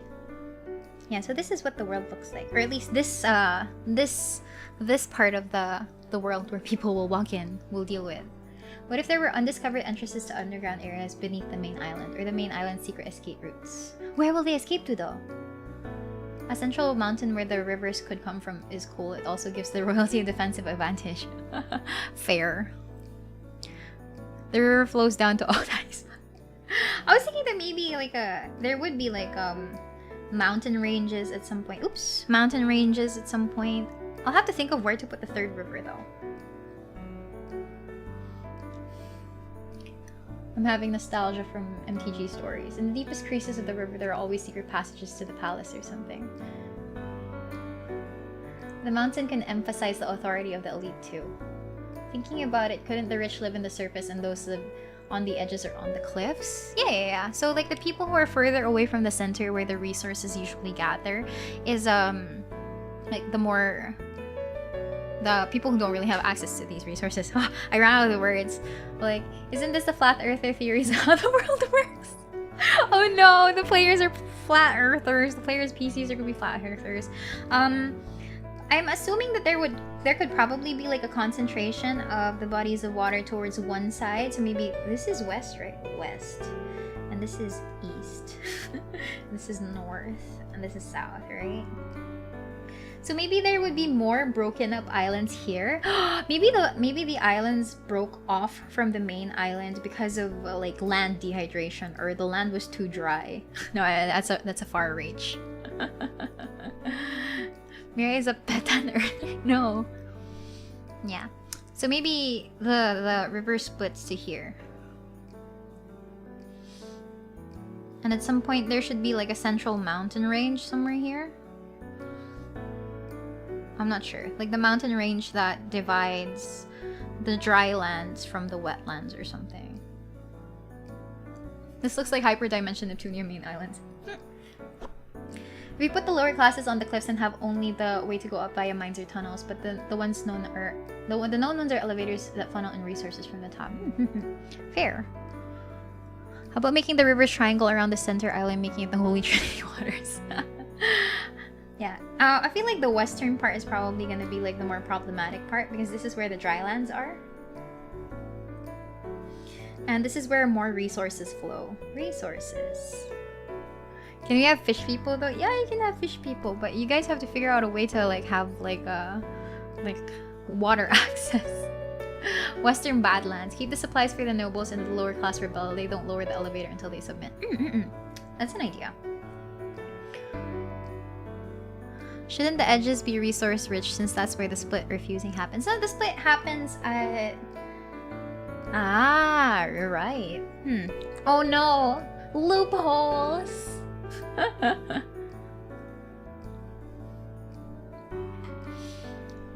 Oh no, loopholes. What's under the islands or under the surface? Well, I'm thinking like this would be like the flat earth that everyone lives upon. There's going to be like a water source that flows through, like that flows downwards into the void.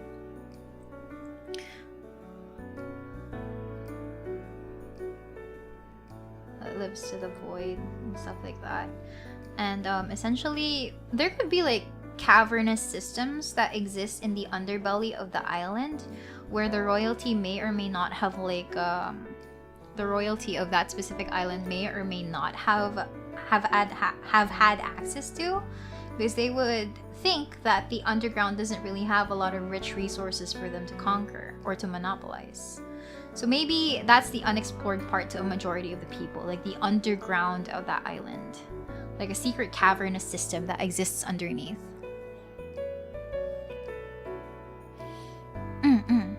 Royal personnel in those islands that is rich with resources. People could have learned to live at the side and below the floating islands with the falls as their main resource. Pero tira-tira na lang yung kanila. I was wondering what the island was floating on. I mean, it's just floating in the void. That's it. Maybe you can have it like a fractured earth, floating islands, but have a distinct gravity that allows it to float around. The water just gathers and dissipates into the core. That's an idea. Maybe you can scrap the idea that the slums is underground and just have an island capital. Yeah, you know, I wasn't thinking of it as being the slums though, like the underground. I was thinking of like making it cavernous exits and stuff that people don't really normally have access to. Or yeah, could like have scaffolding and stuff like that. But I feel like we have a base idea for what the city that new players will start in will be, right?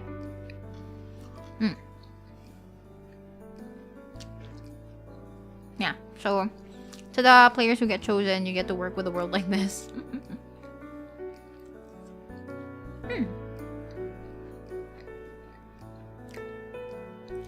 Okay. And people have learned to exploit the underground. Rebellion, secret other islands, and floating in the void. Are you gonna start with the player walks into the tavern? Yes. No. A lot of vertical buildings. And before I just make a castle here and call it royalty and call it a day. There we go. Smugglers doing illegal mining. It still doesn't have a name though. It still doesn't have a name. Gotta go ahead. Loving this so far. Definitely looking forward to it. Alright. Take care. Thank you for joining. Alright. We have this general idea already, right? What else can we fit into this? Let me see. We still need to think of a name. Plot point is invasion. The real secret is that long ago a powerful witch linked every center of the big island with a teleportation circle. If the cities were like Venice where gondolas are a big thing because of big rivers, it would be cute. I honestly feel that it would be cute, but then the gondolas would fall at the edge of the world and die. Okay. Temperate climate, right? So 3 major rivers that split the island. We have the center of the island. Royalty is the most powerful. It's probably gonna involve like let's see. The resources that they would have would probably be mining. Would probably be freshwater fishing. There was a question earlier that since this island doesn't have salt water, there won't be traditional fishes. There won't. But there will be probably other islands that exist out in the floating universe that actually has like oceans and stuff, like an even bigger island, an even bigger landmass. Would invasive monsters and creatures from other islands be a thing? It's possible. Yeah, it's possible. Although the feasibility of that happening anytime soon is probably something I have to think about. We're just gonna have one faction then, like one monarchy loot. No, we'll probably split it up afterwards. But essentially, because this is still a relatively big island with resources that exist, right? There's probably going to be some other problems. What if some noble tries to make a dam to store more water, but since it went against the world's rule, the island starts to degrade? Water source has to be a pretty big source of worship if it's infinite like this. Tears of the source. If water is fresh, that would mean salt is an extremely valuable resource. Can you guys tell me how else salt is formed other than sea salt? I actually don't know how salt is formed. Oh no. The most useful transportation here is fine. Another thing is okay, mining, freshwater fishing, forestry. At some point, forestry. Fish farms which they breed fishes. Rock salt, salt rock. Mined in the mountains. Oh, I see. Then it could be a valuable resource. Mario Party generates a lot of salt. Himalayan rock salt. Oh, I see. Okay. I thought they were called rock salt because the salt is like chunky. I thought it was literally just that. I didn't know that.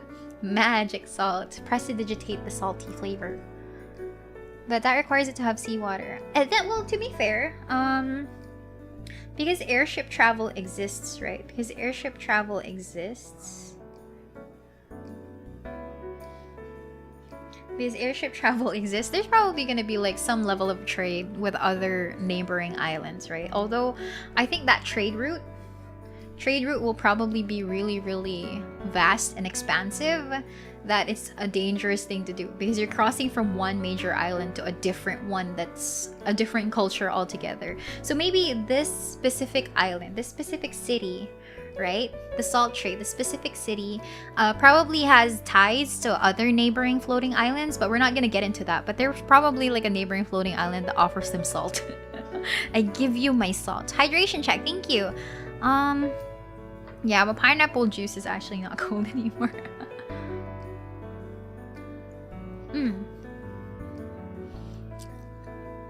The endless water could come from like a tangible crystal or artifact guarded by royalty and casually use it to threaten to kill any potential rebels by denying water. Rock salt comes from ancient dried up salty water. Oh no, this island doesn't have salt water.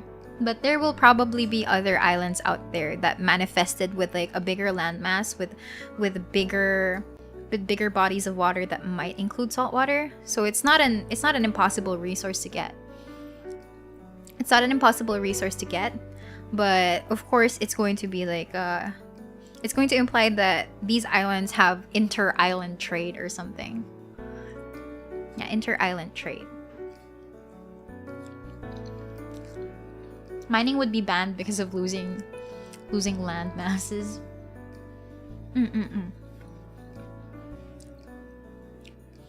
Occasionally salt falls from the sky like snow, floating earths of water. Yeah. It's gonna be a variety. Like, this is only a temperate floating island city. There will probably be like desert islands and stuff like that. Or maybe like ocean islands. Is that even a thing? Island trade could also have the risk of sky creatures attacking besides sky pirates. Yeah, it's a fun concept. It's a fun concept. Have you come up with a reason why the islands float? The asshole answer to that would probably be like, I'm the DM, so like I want them to float. But I feel like if I were to think about it, where can gravity come from the source, from the god that created this entire world? Yeah, it just has its own personal gravity. Its own personal gravity though. A miner falls out of the world after mining straight down. It's just like Minecraft. It's just like Minecraft. Sugar might be way better to have one of the smaller islands have a tropical terrain that have plenty of sugar plantations. The world, yeah. It just works. That's the easy way out. But I was thinking of something like a little bit more profound that I haven't figured out yet. I haven't figured it out yet.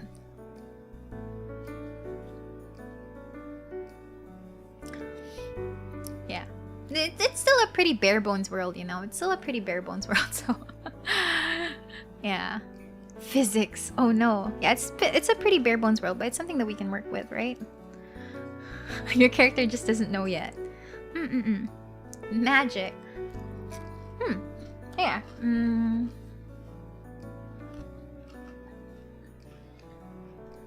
me write it down. Okay. You can also have trade routes, like, okay, oops, this is too bright.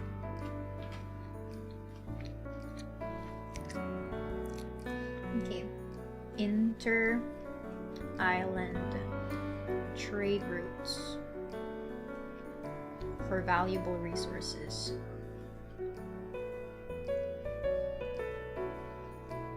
There we go. The ore that they mine are what makes it float. Physics can be what we want in this world. Yeah.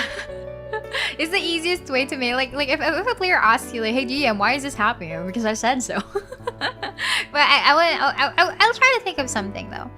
An artifact that holds everything in the floating island, including people, but has a limited range. So if you find yourself out of range, you'll fall. Illegal to mine. The island floating could be destroyed. Tethered to a gravitational pull of a core, but since water keeps falling into the core, the steam causes a repulsion to make them float. Man, everyone's thinking about physics and stuff. Meanwhile, my brain is gonna go like, no, I just want it to be flying because it's cool. Yeah. Alright. They're probably neighboring islands to this island right now, so... this is at least for this island, okay? This doesn't encompass the entire world. Let me Google like a fantasy world name generator. Fantasy world name generator. Let's just come up with a random fantasy name. A random fantasy name for this world. Gravity just got lazy. Alright, realm names. A fantasy world generator right now is 10 random names for realms like magical forests, vile netherworlds, and heavenly cloud cities. Okay. Let me paste this. Name it Cloud City like it's Star Wars. The Allfather was hurt so bad he doesn't want to fall ever again. And his essence powers the island to the point that it also never falls. Oh, we can't name it Ravnica because that's MTG, right? It's copyright. Okay, I found this fantasynamegenerators.com/realm-names.php. So let's use that. Okay, it's like a 10 ordinary kingdom realm names. So let me paste it here on Photoshop right here. Okay, this is what I got. This is what I got. Where does the sewage go? Magic. Anyway, yeah, this is what we got. This is what we got. This is what I got from the generator. Like the magical realms name generator. I don't know if we can go with this. Sewage can just be thrown to the void. That's why you're making the Allfather side. Shuffle it? What do you mean shuffle it? Paano i-pronounce yung first choice? Chloe Almond.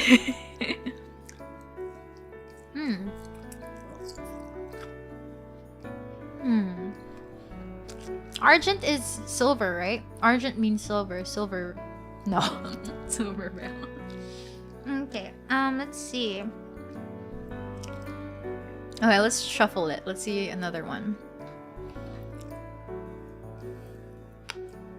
Okay, maybe this one will help.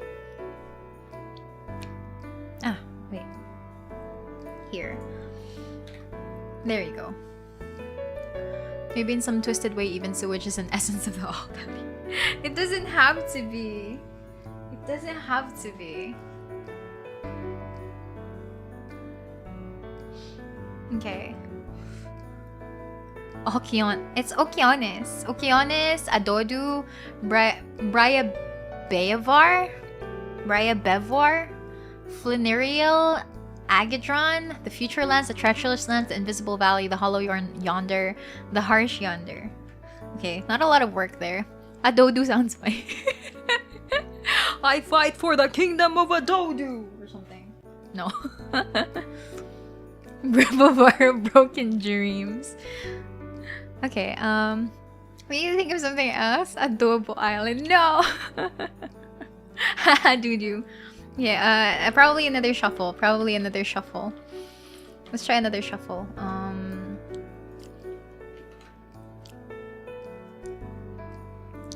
Oh, I think this might be okay.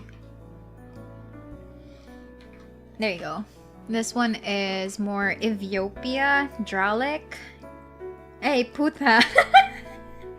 Stezoterra, Yoredale, the Scarlet Isle, the Sapphire Country, the Never Universe, the Steam Reach, the Dream Expanse. Viscera or Viserius or something along the lines. But they're like a near infinite number of floating islands though. Hey puta. Hey puta. No.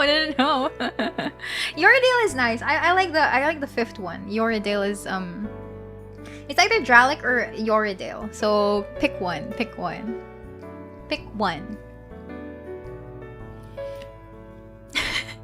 It's either Dralic or Yoredale. And this is going to be like it wins in your hearts, but I'm not going with that. I'm not going with that.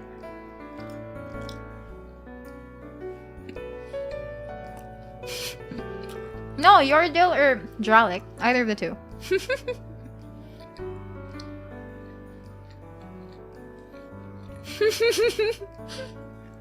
It's a Putha in our hearts. A Putha could be an ancient hidden island. Manila. A horsey.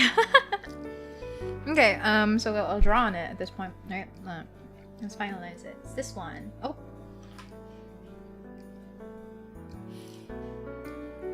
Yeah.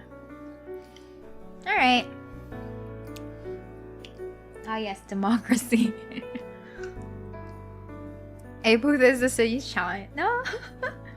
Alright, so this is going to be, where did I write my stuff? Okay. So this, I don't think naming it Ayoridale Island is like the best way. And like, we need to figure out if it's like a kingdom or something. Wait, how do you spell that? Ayoridale.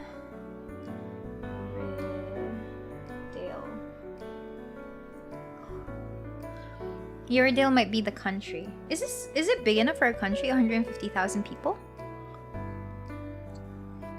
A Putha is the mines. You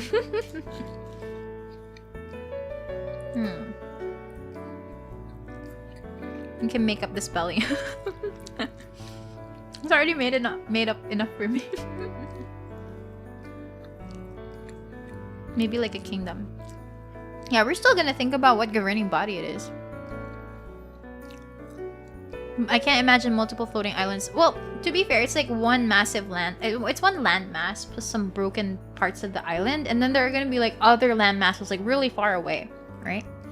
There's probably one of the multitudes out there that has its own governing body, something like that. Islands have theme names like Gemstone.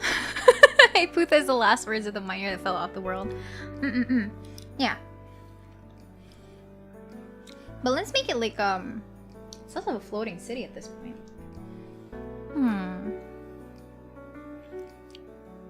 Let's just say it has a ruling body for now, but we haven't determined it yet. And other forms of livelihood would probably mean that the outer areas of the island runs rampant with dangerous things. We need a reason why there are monsters here. Otherwise, you're just going to be doing role-playing and not really, like, battling.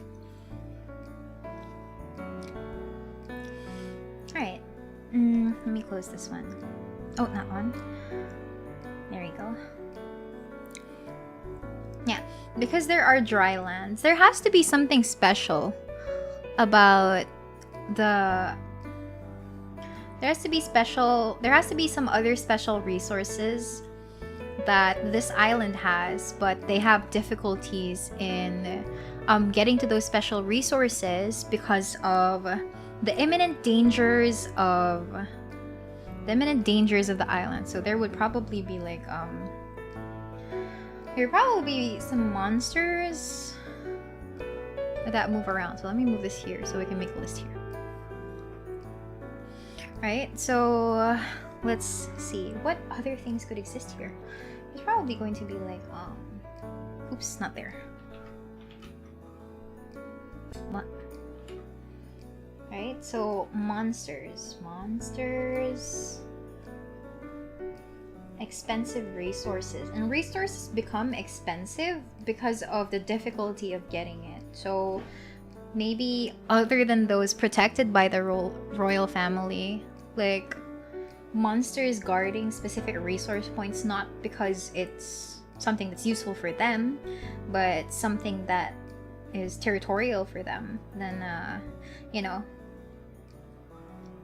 yeah, people wouldn't want to die over it, but they would prefer to like they would prefer to have other people work their way for them to like access these resources. Sky pirates also probably want riches. Yeah, so sky pirates as well. Hi, hello, welcome to the stream. Floating dinosaurs. Monsters are the special resource? Quite, that's also plausible. Monsters as a special resource. That's also fair. Because I need a reason for adventurers to do adventure-y stuff, right? Things found in the sky or below the island. Also call it as a tier for some foreshadowing. Crocodilian-like creatures like buaya. What do the monsters do though? Territorial maybe? Territorial, maybe sometimes hunted for the materials that they drop. Materials that they drop like an RPG. No, like the material, their skins, their bones, maybe used for like ingredients and stuff. Something like that.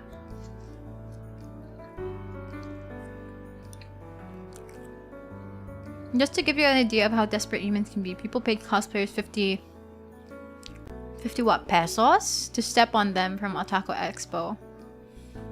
I'd step on people for $50. Are monsters infinitely respawning? Maybe they reproduce at a much faster rate compared to like civilization. Or maybe they use the monsters as an alternate resource. Like maybe the monsters give off salt or something. A monster that comes every 5 years in the island. They need to stop the monsters from pulling the island down to earth for some nefarious reason. I don't know yet. Yeah, food source, alternative resource, and stuff like that. Other reason for adventure is to go to other islands with ruins so the kingdom can take its source and fuse it with the island. Restrictions so that monsters can repopulate invasive monsters. Where did all the water come from? The tears of the god. Migratory monsters. Monsters that actually like monsters that actually float in from other places. Something like that. Or the raw sewage that magically disappear. Well, it's gonna have monsters regardless. And that's why we're going to be having an adventurers guild. Right? It all boils down to having an adventurers guild.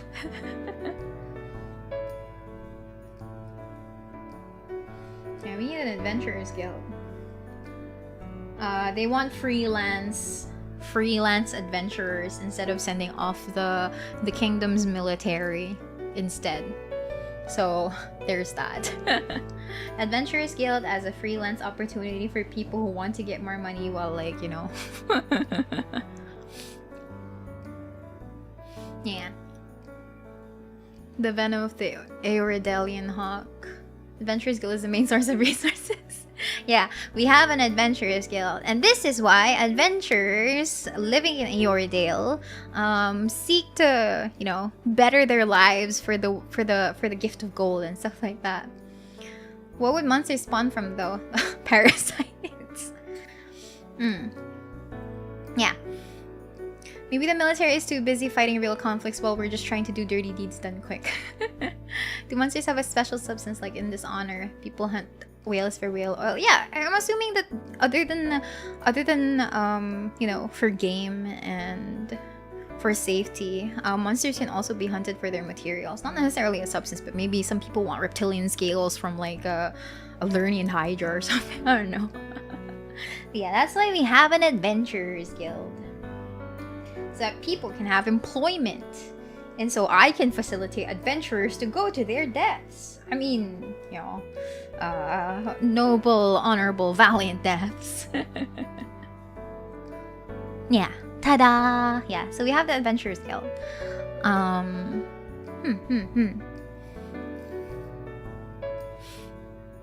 Adventurers are only adventurers by going into the unknown.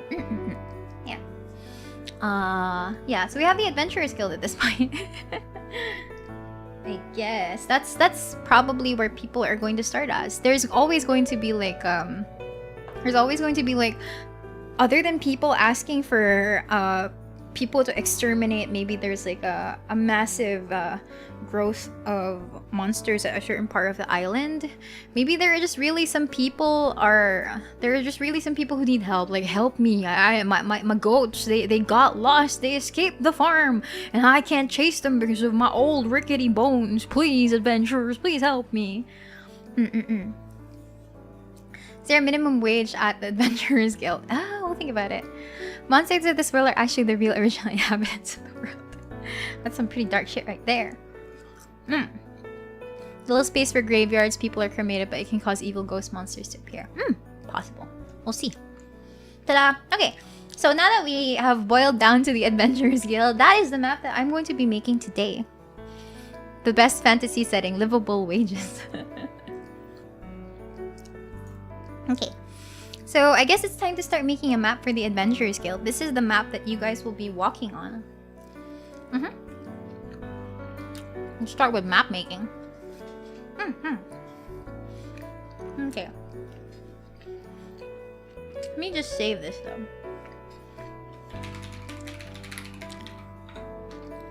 Okay, I've made my world building Photoshop document so I can return to it afterwards. Okay, now we're actually going to start with world building. With map making this time around. So we're going to make like an adventurers guild. I actually need to think about where exactly is the adventurers guild going to happen though. Like, let me move this a little bit here. Oh, okay, never mind. Let me move this a little bit here. I have to figure out where the adventurers guild is going to be though. Maybe somewhere around here. Oh no, that's the mountainous area. Well, we'll have an adventurers guild somewhere, right? We'll have an adventurers guild somewhere. Won't the map get destroyed if we keep walking on? No. Map making, get some macaroni's white bond paper, toss some macaroni on paper, you have an island. Okay. I'm gonna be using a program called Dungeon Draft, so it's going to be different. I'm not gonna be like drawing it. Yeah, the details can happen at a later date. Let me see if I still know how to like make maps though. Okay, there we go. So we have Dungeon Draft, and Dungeon Draft is like a map making program that I've been using ever since I bought it for really simple maps and buildings. So let me see if I can actually like make a proper map right now. Adventurers Guild will just have its main HQ in the capital and various outposts along the islands. Okay, so we need to make a new one, right? Yeah, Sploot. Mega Sploot. Okay, how big should an Adventurers Guild be? We need like grassy areas and stuff, so maybe 40, but no, I think we can stick with generic 35 by 20. Should be okay.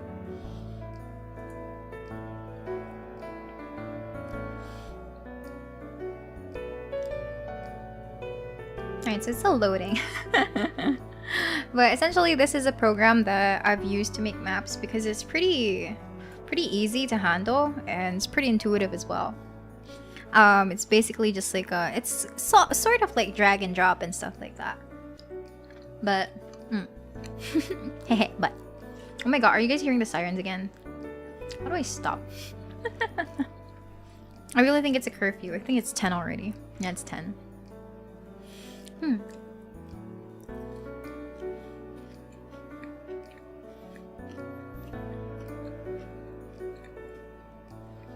If it's a floating island, will there be monsters flying around each island and make it hard to go from one island to another? How many fires in Manila? I don't know. It's a curfew. It's a curfew siren, I think. Why is it taking so long? Here there be monsters. Oh, I'm still waiting for it to like load. Yeah, I guess this is the time for me to like actually drink more water. Giant sky sharks and krakens. Honestly, I was thinking of like a giant whale or something, or like a giant turtle that attacks everything. Giant turtle that attacks things, stuff like that.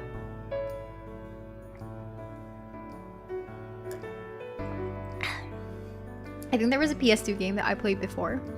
Like, I think it was called Musashi, and there was a giant whale there. Yamatsukami. Turtles. Giant turtle dragons. Yeah. Okay, I don't want to double click on this because it might like not responding to me, so I have to wait. Which is surprising though, because this is like the updated version. I remember buying this like 2020 or something. And it was like still in beta. Brave Fencer Musashi. Was it Brave Fencer Musashi? But it was Musashi. I remember Musashi plus like it was a really cool game. Was it Brave Fencer Musashi? Let me Google that.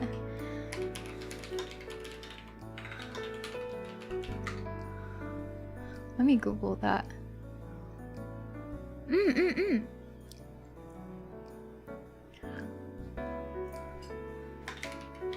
I'm Googling it right now.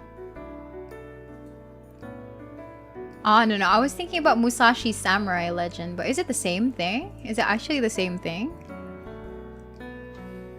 Yo, why is it not working? Help me! It's still loading. What? It's increasing your graphics card temperature. It's not hot. In one of my stories, there's all magic college built on in a giant turtle swimming in the sea of acid. Wow. Giant turtle carrying an island on its back as a dungeon or something. Monsters could live in floating island clouds that go all around the islands. I try to avoid the clouds. Purgatory Island on the way. Okay, I might have to restart this thing though. I have to restart this thing. So let me go back to. Let me go back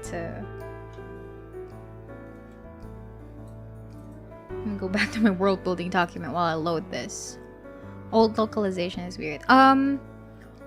Musashi Samurai Legend is and on the PS2. That's the one that I played with a giant whale. And it had like mechanics for eating.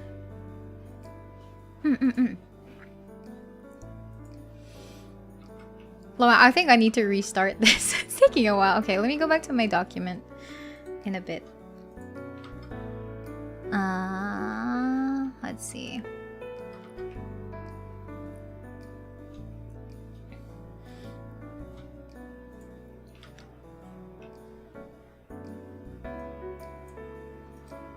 Okay.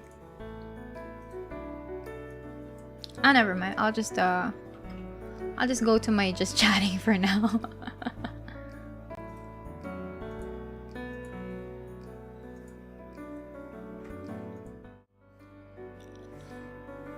Okay, I went to just chatting and I'm probably gonna restart Dungeon Draft because for some reason it's not loading it properly. Which is weird. Maybe it's because I'm like using the latest release instead of like a stable release right now. Take your time. Yeah. Thanks. It can't be too big. Yeah, it's loading default as. Oh, okay, here, it works now. For some reason, that's all it took. I had to restart it. There we go. So this is the this is how it looks like. This is how Dungeon Draft looks like, right? So yeah, so let's zoom out a little bit. This is where the Adventurers Guild is going to happen. So in Dungeons and Dragons, right, most of the time we use tiled maps so that people have an idea of where things go, and it automatically comes tiled in this program. You just need to like put in your resources, place your grassland, stuff like that, and try to like make a building and stuff like that. So because it already comes in like squares, because it already comes in a grid, it already starts with a grid, right? It's so much easier to build on these things. So let's go with the terrain brush for now.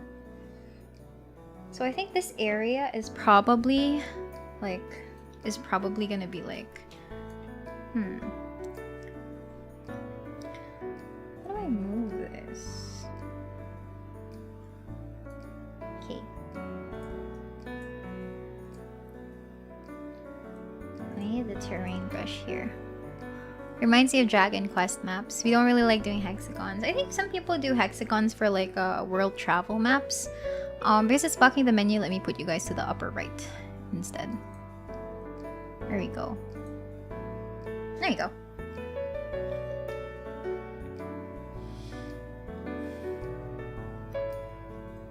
There we go. Maybe we can make it grasslands. Something like that. So this is where the grass is going to be. Or do we want it to be snowy? Should there be snow? Okay, this one looks better. Hex has nearly been overland travel stuff. Chat just zoomed. Yeah, it went by really fast. Customer support when the problem still isn't fixed after restarting. Well, to be fair, it fixed itself. Okay, so let's have this. So it's gonna be on a grassy area, right? Probably gonna add some gravel somewhere at the edges where the building is. This is where the building is gonna be, I guess. There's going to be like gravel on the sides to indicate like messed up land or something. I don't know how big this building is going to be, but we're gonna make it like a relatively big building. Relatively big building, I mean. What? Yeah. There you go. Like this is going to be like where the building base is going to be, so I'm adding gravel to it so it's dirt that's been messed up and not just grassy and stuff. Alright. And then probably like a pathway. Probably like a pathway. So this is the only portion of the island. This is a building map. It's not gonna be the island itself. This is like a part of the island. This is going to be the building map. Something like that. Okay, there we go. Okay, so there you go. And then we add your building tool. In which case, we're gonna start with like probably wooden floors. Wooden floors. So this is what happens, right? If I pick this kind of wall and I draw a square here, that's going to be the building right there. It's going to be the building right there. So it's up to us to like pick a nice wall, maybe like a brick wall like this. But this floor looks rather tattered to me. Yeah, so this is going to be, it's usually maps in Dungeons and Dragons are often top down, so you look at it from a bird's eye view, right? So you look at everything happening like top down. I'm not happy with this kind of like combination. Let's see. Nope. I'm honestly amazed. Yeah, me too. When I first tried this out, it was really nice. And like a lot of people who have been working on making D&D assets which mean like the things that you use to like ooh, this looks pretty. The things that you use to generate your games or like make your games a lot more lively. They usually make free to use like patterns as well. This looks okay. But maybe this one looks okay? No, this looks more like carpet. Stone is better for ground floors with wooden walls. Then we'll go with this one, maybe like colored a little bit silver like that. How about that? Yeah, something like this. Is this free software? Nah, it's paid. I'll pay $20 for this one. I'll pay $20 for a dungeon draft. And I bought it on Humble Bundle. Actually, you can just check their website. You can just check. I don't know if it's $30 now. I got this when it was still $20. Yeah, it's surprisingly customizable. You can make a lot of different things here. Alamir, how's the stream? I've progressed to the map making part. We're making the guild headquarters. What virtual tabletop are you using to play? Personally, I'm still more familiar. I'm used to playing on Roll20, in which case that is also what I'm going to be using as a medium for my players, right? We're going to be learning Roll20. Is this nice? No, I don't like it. Is this nice? No. I guess this is the best kind of wood. There you go. So this is going to be like a really big building at this point. $30 was the Wonder Draft. Wonder Draft is the one for world maps, I think. Yeah, so this is the floor of... This is going to be the floor of the entire thing. We're gonna add doors afterwards, so let's see if we can find a nice looking door here. We can add jail cells eventually though. It's just not as visible because it's like it's very zoomed in. So if I zoom in here, this is what it looks like right now. I guess we need doors here. Yeah, add doors here. Like it's a double door kind of thing. Roll20 is honestly a good way to host. Yeah, it's also free, you know? Roll20 is free, so like I don't particularly see why I should go for... Well, to be fair, Foundry is a one-time purchase, but I feel like Foundry has a higher requirement to learn it. Okay, so we have doors here. What else can a guild headquarters like contain? Maybe there's like a bar, tavern, cafe somewhere here. We can check that out later. Software reminds me of those RPG Maker apps. Yeah. Okay. So you have doors there. At some point, I guess we need windows. Where are the windows? Here's the windows. I have windows on each side of the door. I just made it asymmetrical though. I'll get this in one day after Christmas. Personally, when I started making my own maps, I felt like I personally felt like a better, not really a better DM, but it was a personal milestone for me to be able to like make my own maps, because it meant that, you know, I have a greater deal of customization compared to when I was just doing it myself. When I was just like using other people's maps or buying maps off of like Patreon websites and stuff. Yeah, plus the system for Dungeon Draft is honestly like really easy to use as well, because it's pretty much a drag and drop kind of thing. There you go. You have windows there now. One bar, one reception, and a job board. D&D is trying to build their ritual game in Unreal Engine. It's in pre-alpha. It's still in pre-alpha though, but at least Roll20 is already like functional. Right now I use an empty battle map and I sketch out the environment on the spot. Okay, then we have walls, and I think we have to use the same kind of wall here. Maybe somewhere here. There, you have a wall there.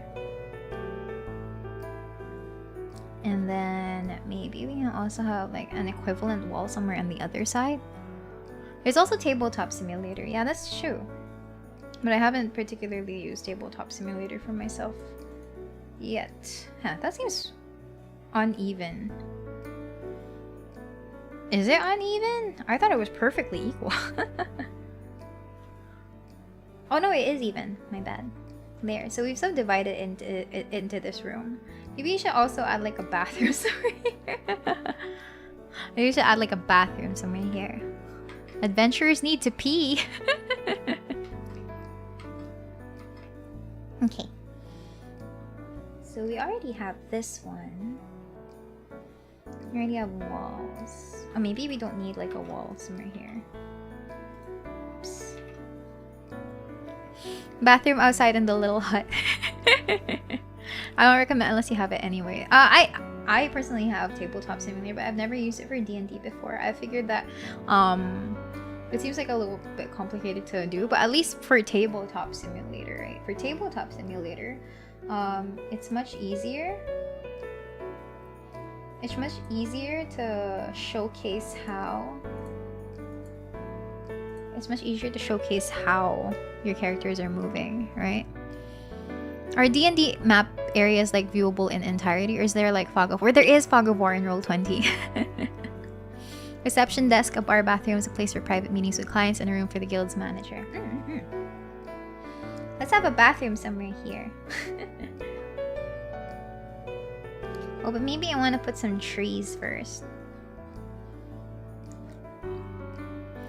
Fog of War sounds so menacing. Well, it helps enhance the experience, I feel. We can have like a cow rug somewhere. Oh, somewhere here. Like a giant bear rug? What is this? Rug sheep, rug wolf, rug tiger, vase. Tiger? You have a tiger here? A really big tiger.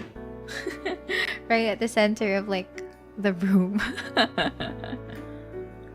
It's called Fog of War for a reason.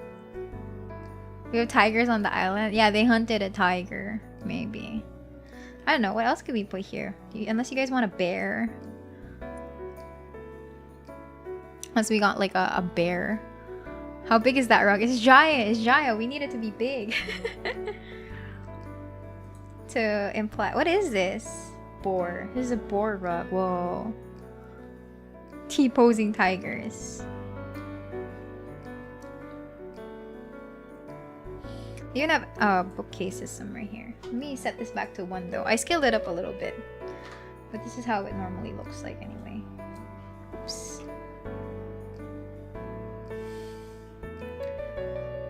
There we go. I can put the bookcase a little bit around here. There's already bookcases here. Bear for a legit feeling. Are bears like the common ones to hunt? There we go. Maybe we can have like a... Maybe we can have this to be like where the reception area is. Yeah. Maybe you can have it like where the reception area is. So there could be a table somewhere around here. Small table. Yeah, you can also stop it from snapping on the grid so like you have free placement. You open a whole new row. Yeah, it's pretty useful. Personally, I feel like it's been super useful for me. Like there's a different feeling when you use incarnate, right? Like incarnate looks very fantasy, high fantasy, like detailed and stuff, but this one looks kind of homemade. Which is why I kind of like it. Yeah, the village is well fed after Laha. Bear. Okay, we'll stick with the bear then. But I guess this is going to be like the guild counter receptionist. Somewhere around here. Bar fight in the guild hall. And then we can add like a... like an instant doorway there. Something like this. Right, and then let us add some... Oh god, what is that? What was that? Let us add some... There's gonna be some playing cards somewhere here. Like some playing cards somewhere around here. Then we can add like I'm going to bet that the bar fight will take an hour minimum. Okay. I also have like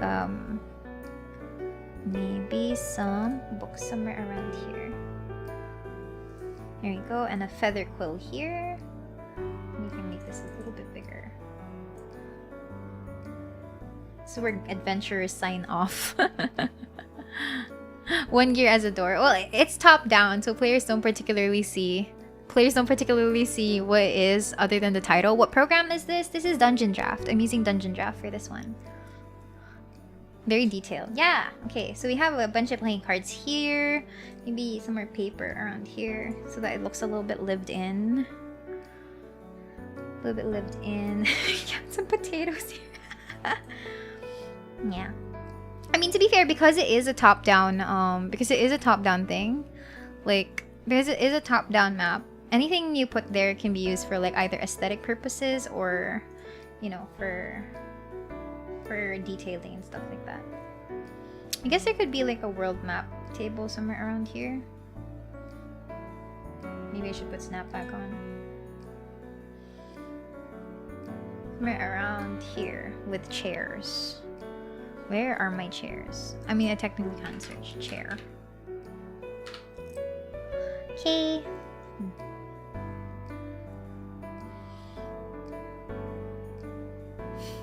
Mary, how do you make multi-level buildings though? You can using this one. I think you need to... Let me go back here. There is a setting here, so you can see where my mouse is, right? So this is ground level. But you can also like, add a specific level to it. Oops, that's a measuring thing. Like, you can go up, down, compare levels, but you have to make it somewhere around here. Level settings. So you have to create another level here.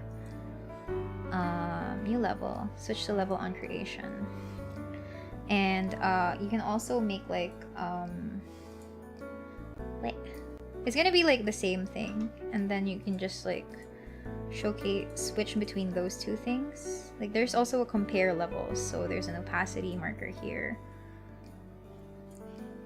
So like I'm already on the ground, right? But if I go to the new level and I have to like fix my opacity there.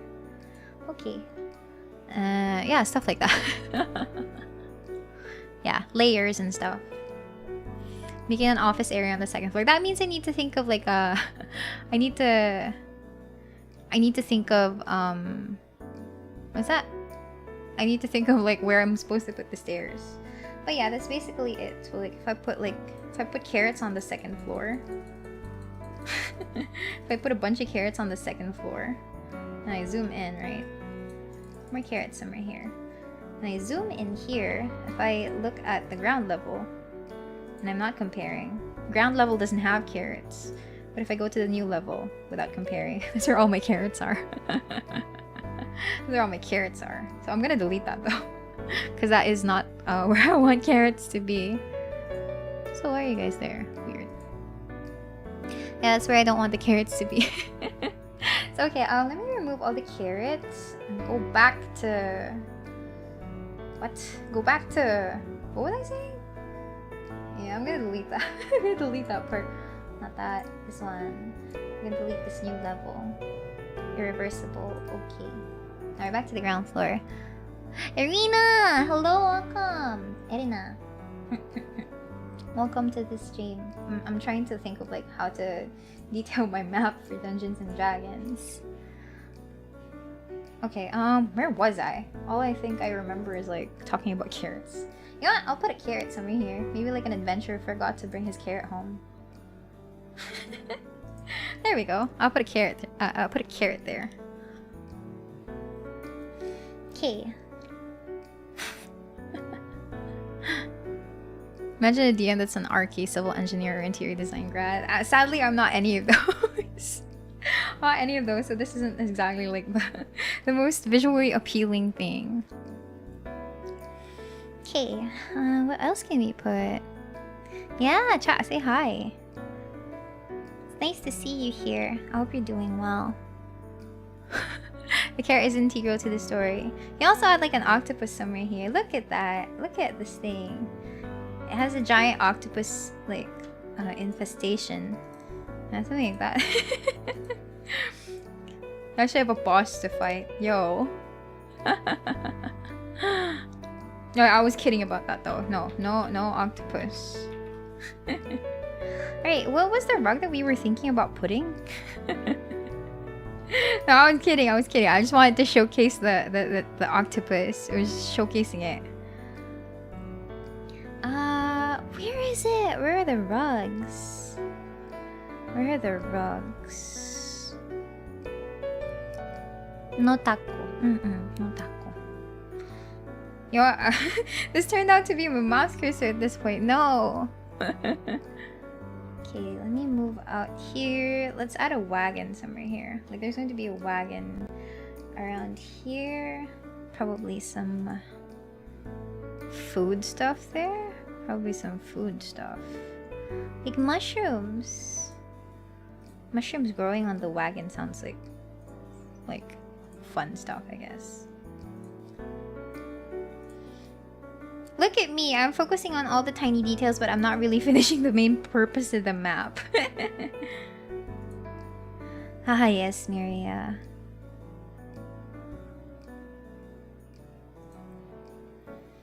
Bunch of boxes around here. Yeah, my entire purpose is to make this area look like entirely lived in. Just to like make it look like it's lived in and stuff. But then getting distracted from the actual point of like the thing. What do fungi smell like? Grassy, earthy, I feel. I'm here looking amazed that there's the kraken, then the guy said. Okay, more vegetation somewhere around here. Wait, those are reeds. I can't put that there. Probably some broken logs as well. There we go. Some branches. Yeah, I'm putting too much emphasis on like little details on things. It doesn't even look like the guild hall yet. Or it's something, I guess. There we go. At least it looks lived in. Are all props in a map interactable to the players? This seems very meticulous. It's just a personal thing that I do. Like, I like making my maps look really detailed, even if the players never really look at them. Hello, welcome to the stream, by the way.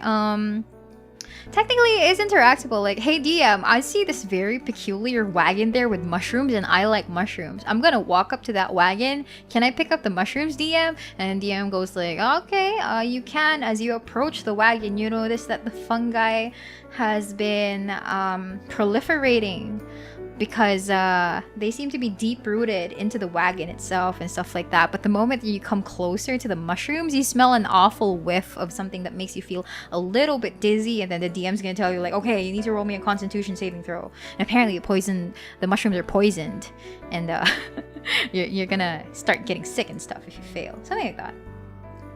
So technically, yeah, you can totally interact with everything that you can see. Maybe if you feel like, oh, I want to look at this world map, DM. This looks really cute. Yeah. Yeah, that's essentially how D&D works. Like, oh, I'm interested in this, DM. Can you please let me do something like that? Yeah.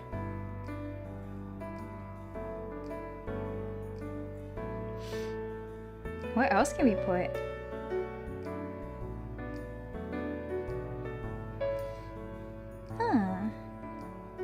Okay, let's go back to the inside. I feel like I got distracted by that. I feel like I got distracted by the wagon and stuff. I poked the mushrooms with a long stick.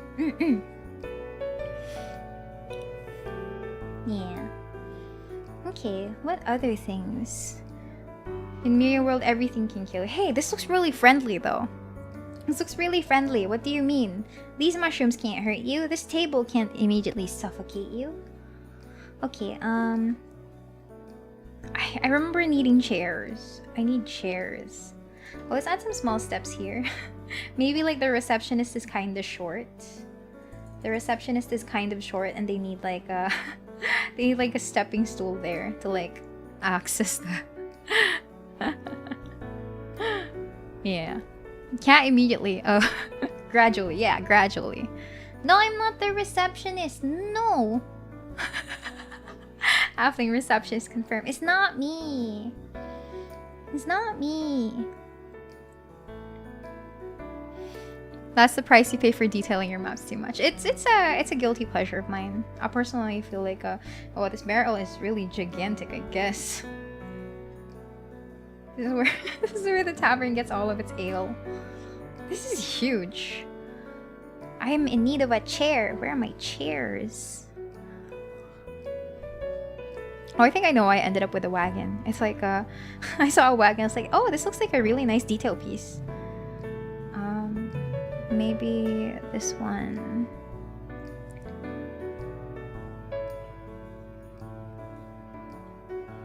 Where are my chairs? Bro, it's brewery size. Yeah, they have like they have their own. There's also like a hatch somewhere here that people aren't familiar with, but there is a hatch available for the receptionist and stuff. I feel like I'm detailing this a bit too much. Yeah, stop! You just need a goddamn chair. There we go. Maybe some oops, maybe some chairs outside here too. Maria the halfling receptionist. No.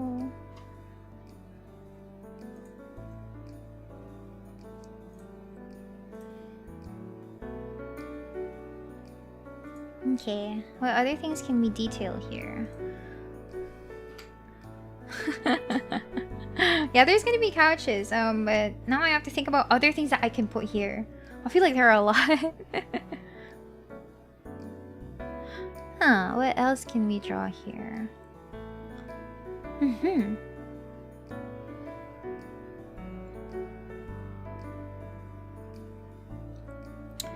Maybe I can just add more books here, like some envelopes somewhere here. Need to put them over here. Candles here. Probably another writing spot here. Medium-sized hamster wheel for exercise. No.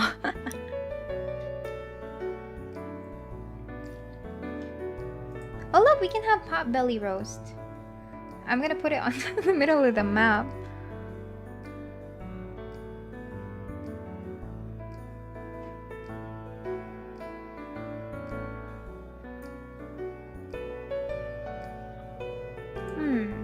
What other things can we add? Spiders? Cobwebs? No, I shouldn't. I shouldn't.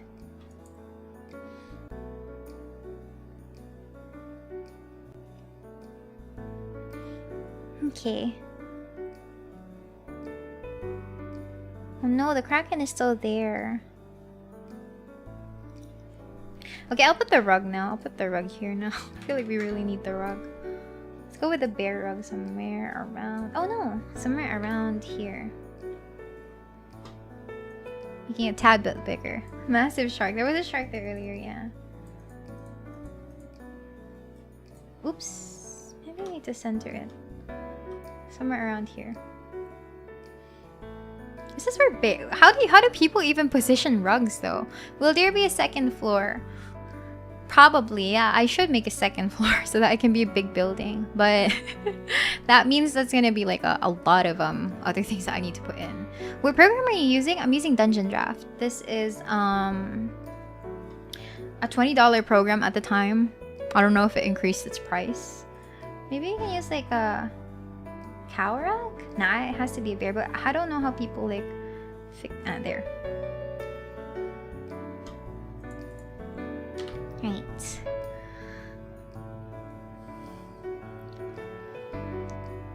Maybe we need log piles somewhere here. Maybe like a furnace, a forge. Do you think like do you think that they need a forge here? Inside the inside the... Oh yeah, quest board. Okay, fine. Quest board sounds like important. Sounds important. It is important. Yeah. We just need to figure out what looks like a quest board that... What looks like a quest board from top down? Forge goes outside. You're right. If I put it inside, it's gonna burn stuff. There's going to be a guild cat, by the way. There's going to be a guild cat. Look at this. It's a cat. There's going to be a guild cat sitting here. Look at that. There's a curly little cat here. Do people really include the head in those kind of rugs? They look like trip hazards. They probably are. They probably are. Yeah, the guild adventurers guild has like has its own mascot cat, and it always sleeps on top of the hatch door. Always sleeps on top of the hatch door. He's gonna stay there. I'm gonna make it a little bit bigger, like a really fat tabby cat. There we go. Yeah, it's always going to be sleeping there. Cute, very cute. There are also some dead people. No. What is this? Why is the cow red? Pig is also red.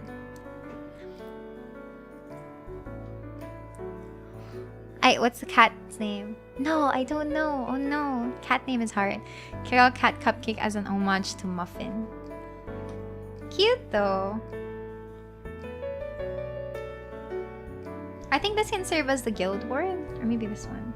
Oh no, this looks like a torture machine, not a guild board. What are these? Guillotine? Bone pile? Gallows? Hanging cage? Okay, those are torture devices. Never mind. The cat was the BBEG all along. I need something that looks like... Oh yeah, the guild treasury as well. There's probably like, oops. No, Maria, please look for... Oh yeah, we have normal rugs too. Rugs that don't like, you know... Maybe you can change the color into something a little bit paler. There we go. Now we have rugs. The cat will guard the hatch, yes. I just don't know what their name is going to be. But we'll eventually have a name at some point, I think. Alright, maybe we need more houseplants as well. We need houseplants here for the plantitos and plantitas.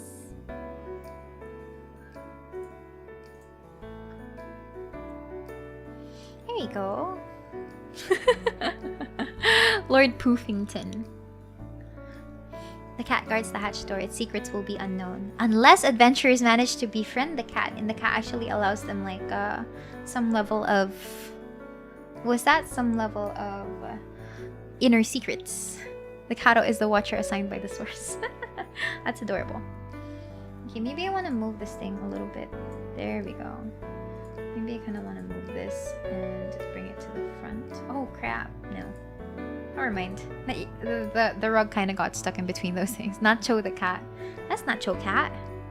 That's Nacho cat. Okay, what else do we need? Okay, back to objects. We still need to figure out what the guild board looks like. I'm gonna use a coffin asset. Wait, it's a guild board, okay? Please don't think of it as anything else. It's a guild board.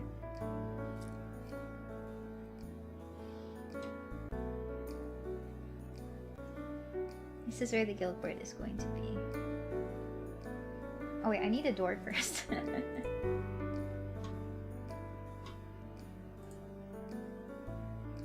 Need a door somewhere around here. Llama in the guild hall. No, it's a top-down thing. It's named as a coffin, but anything that looks over the top, like over the top to bottom view that feels legit, it's passable. It's something that you can already use, so it's fine. It's fine. It doesn't necessarily signify that it's a coffin. Maybe this one works. No, it can't. Has to be a longitudinal. Okay, maybe this one. Maybe we can use this one as like the base for the guild board. There we go. So this is the guild board right now. And let's make this like a dark light gray, white. Yeah. So this is how I usually like try to make do with the resources that I have right now. So I don't really have a lot of drawn assets here. but it works out to an extent because at least, like, you know, you can try to... Ooh, I can put onions on the guild table. So at least I can, like, what's that? Like, be creative. Be creative with the things. Okay, let's see. This is where the adventurers are gonna go, so I think it needs more tables. I think it does need a little bit more table stuff, though. Greetings all, I just got here. Hello, welcome. Do adventurers need beds? Or are they satisfied with, like... Are they satisfied with sitting on just the floor? Sleeping on the floor, I mean. It looks like bar tables. Oh, this one looks like it. This one looks like it.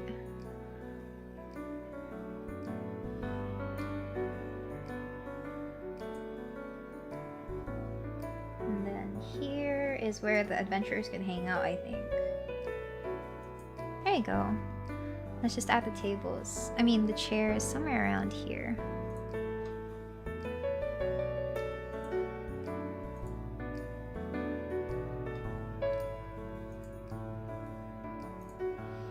Yeah. I'm trying to make them as mismatched as possible so that it kind of looks like it's lived in or something. And maybe this one can have like mismatched like table chair pieces.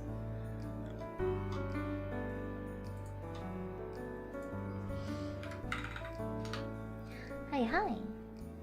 Be here. There we go. Looking good. Yeah, thank you. Now we need to put food on the table. We need to put food on the table. And it's gonna be like varying different food stuff. Maybe you can have someone playing chess pieces here.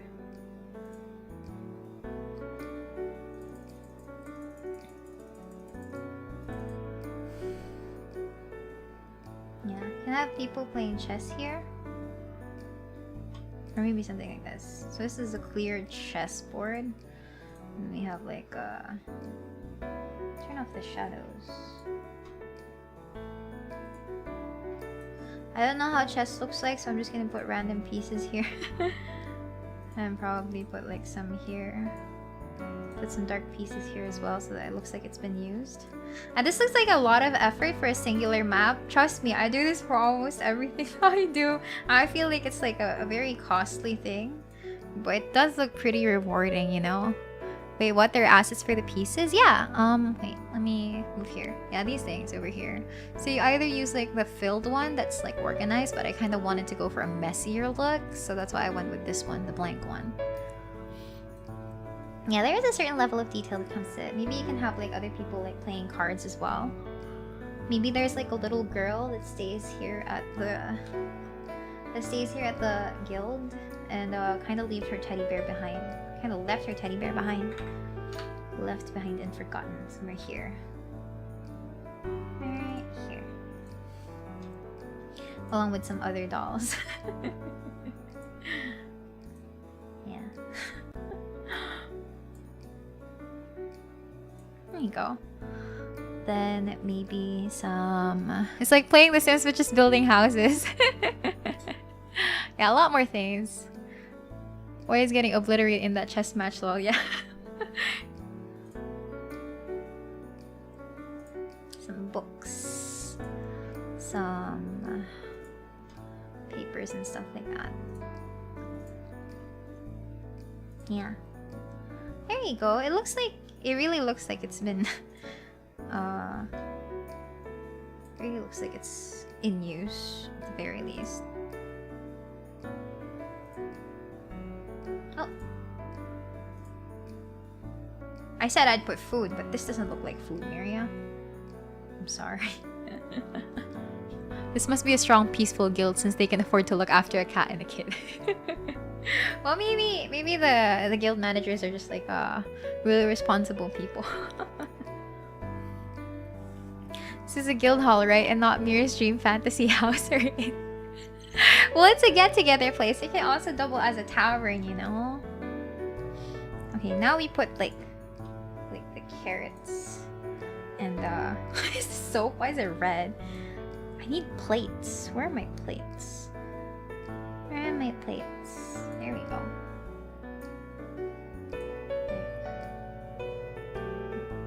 Plates and bread. Bread and probably like some probably some fish and bread. There we go. I thought I was looking at a My Little Pony house building. No.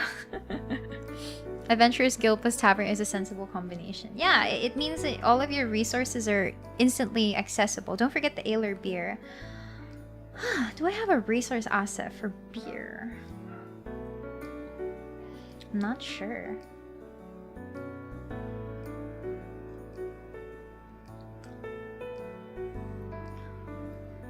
A player grabs the chessboard and throws it like a frisbee to another, starting the bar fight. Don't do that, please. My dear players, please don't do that. Okay, what other assets can we put here? Let's see. Maybe you can put some traps. I don't know why we need to put some traps. Maybe some arcane sigils for like deadly summoning rituals and stuff. Who knows? I'm just looking for food.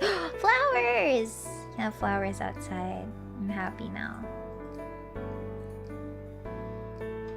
Adding some colors. See, it can be a really relaxing way to like spend the night. Just putting flowers outside the guild hall.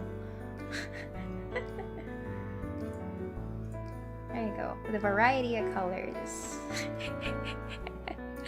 Casually puts a pentagram under the carpet. Where will the troubadour or the singer be placed? They can pretty much sing anywhere they want. The cat is actually the owner. It's just a polymorphed cat. Okay, what else can we put here? Can I smell the flowers? Ritual plantita. Yeah, that works out. Do I have spoons and forks here? I don't think I have those tiny details available here. It's okay. I'm happy with like, oh, maybe we can have like the pork roast somewhere here. Yeah, people are feasting. Some wine bottles. Potatoes.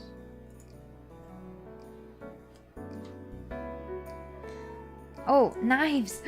Knives. somewhere around here is a knife. Wait, where do I put the knife? Where should I put the knife? Here, I guess. There we go. The Jolly Guild. The cat secretly mans the bar, transforms into a hot boy bartender. Maybe we need more bread. Some random stranger left the bread here. Saucers. Oh, here we go.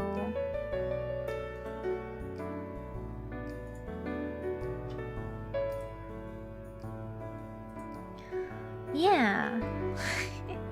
I need more chairs though.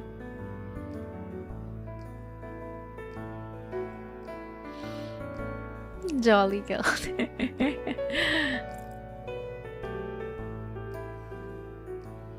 Alright. Let's see. Maybe you can add some gold dirt somewhere here. Golden coins, stuff like that. A little bit of gemstones piled around here. We need to put the guild safe house here, somewhere around here somewhere though. Guild loving it. Other stuff, other stuff. I guess at some point we do need like tubs bath.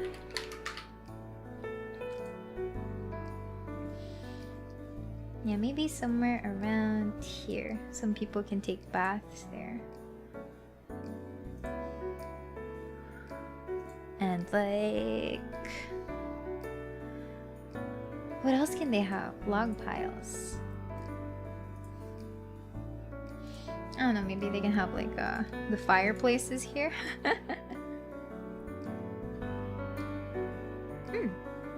This looks okay.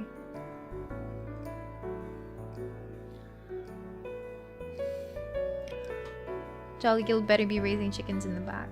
So this is what it looks like from the top down, honestly. Players would probably have to be zoomed in so that they can see through the map, but this is essentially what it looks like bare bones. What is this? Carnival tent.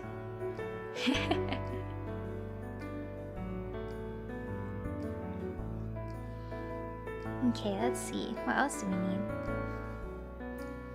We need the guild treasure chest. The guild treasury. We need to search for chests.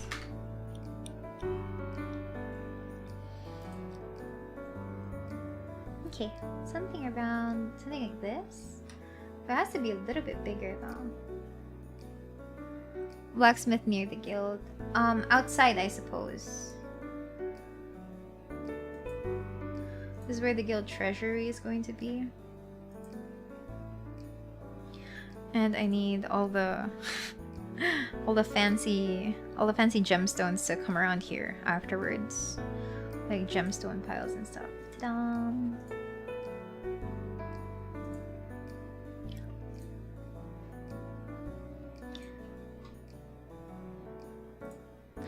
Ta-da! There we go. There, it looks rich. Forge outside for fixing broken weapons and forging new ones. Yeah, I will. Do you think this one needs a rug? I don't think so.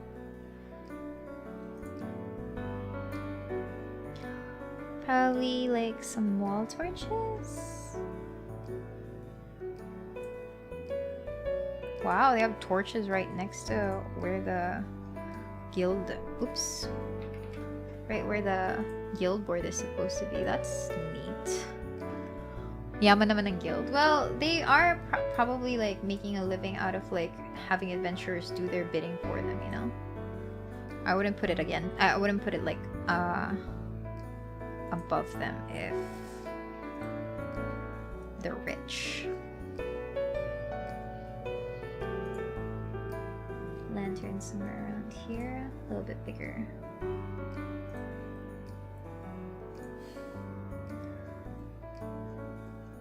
Probably lantern here as well.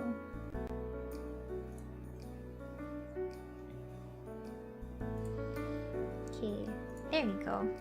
Ah, there we go. It looks amazing. Thank you. So far, a receiving area for visitors. Here, the map area, I guess. I don't know. We'll see. Maybe we can put like more stuff. Oh, a deer head. So many animal motifs over here. Maybe I can make it like centered here so that it doesn't look so empty. Yeah, there should be regular animals available in the campaign. There should be some regular animals available in the campaign. So there's that. Yeah, we need a back door area so that others can go out to the bathroom and the thing. I would like to steal the money in the treasury. You don't even know that there's money there. What if they're broke? What if they're secretly broke? Okay, we need a kitchen area. This is probably going to be the kitchen and treasury. Does that make sense? Like the kitchen area has where the has the treasures and stuff. More tables, maybe the circular ones. Okay, let's see. Let's see if we can have that.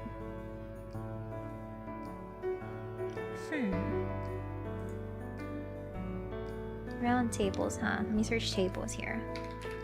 Table. What? There you go. Okay, maybe there are round tables around here. Ooh.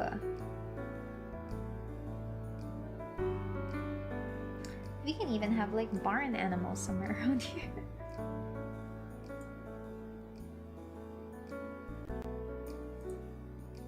I'll look for chickens later. Okay, round tables around here. This is the main entrance, this area right here. You make it sound like the treasury through a secret kitchen cabinet. Yeah. Alright, maybe a round table somewhere here as well would work out with some stools here. Chair.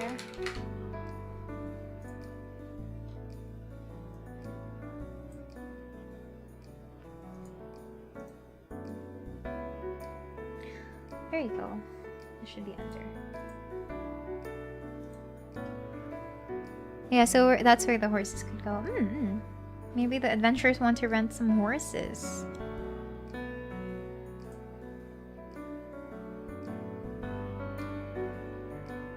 Huh, I need something that looks more like a chair. There we go.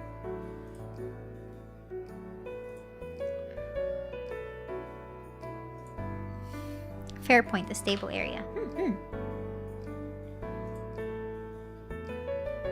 Okay, and then over... I need to put something on top of the table though, so it doesn't look so boring.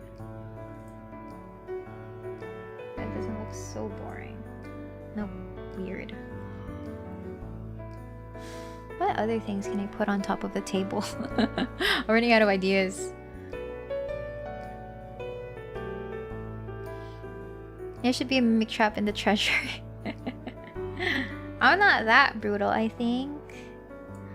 Oh, here's where we could put the circle. There's where we could put the summoning circle. It's like a design for the table. It's a table design, you know? When in doubt, more beer. Yeah, yeah. There we go. Our summoning circle is complete. What map maker app is this? This is Dungeon Draft. Feel free to check it out. I'm totally not sponsored. I just really like using this map. What is this? Barrier sandbag. We can have like a catapult somewhere outside. Casually summons a demon over some light beer.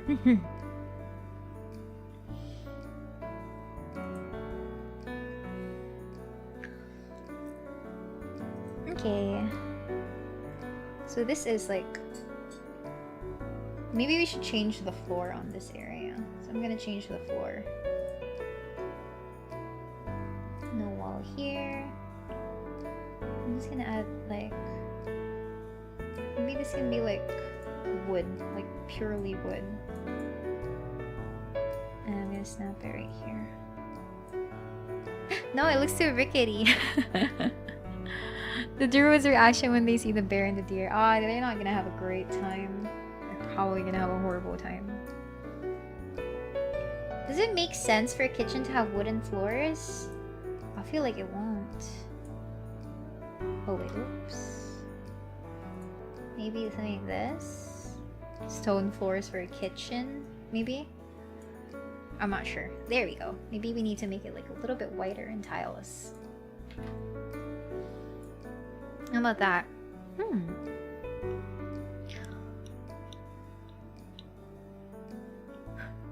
Well, I have a dirty kitchen. I think it would be either just stone or dirt. Oh, well then the stone seems to be okay. Like paved stone. Just so that there's a difference in terms of like the flooring around this area. Right? Alright. White House is very reshroomy. You're right, they don't have a restroom yet. There's probably a back room somewhere there. Maybe I could make it like a darker? Maybe I can make it like a darker stone pattern. There you go. I think that looks okay. Yeah, an outhouse. Not pictured. Not pictured is the outhouse. Somewhere there. Okay, this is where I need to put chickens in, so back to the drawing board with the objects. Just slap a house outside and call it a day. That's kind of better. Okay. Right, we need water sources somewhere here. We need kitchen stuff as well. Ah! This about kitchen. Picture. Huh. Stove? There you go. Okay, let's make them a little bit bigger. Stove here. Probably like how do we have ovens? Maybe we have like ooh, okay. This stove detail looks really nice. I'm gonna use it here. I'm gonna have like a cauldron somewhere here. I'm gonna have like a cauldron somewhere here. And then campfire at some point. I'll place it under. There you go.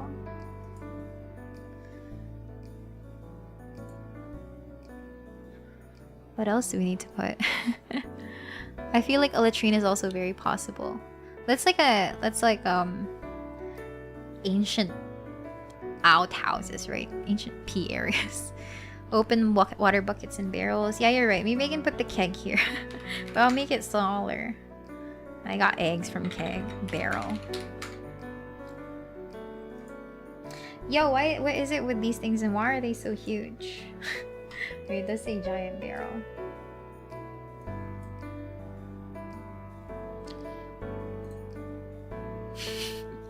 Kanya-kanyang hukay na lang sa labas, yeah.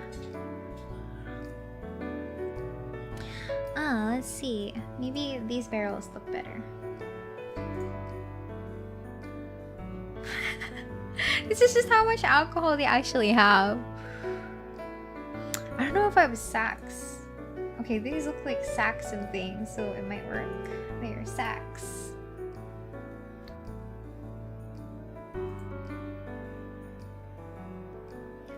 Over, probably around here.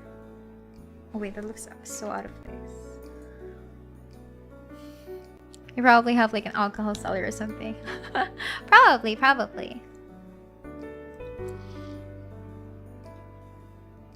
I also need like some level of water here. Oh no, it's the same water source.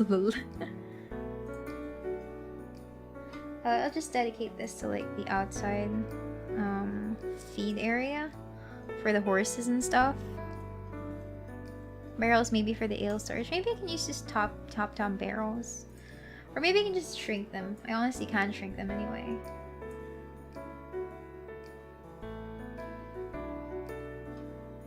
Huh. Maybe something like this one? They have really bad furniture placement though. Does it have a wine cellar budget though? Well, maybe that's why they only have like one specific barrel out here. They have bad furniture placement, that's all I'm going to say.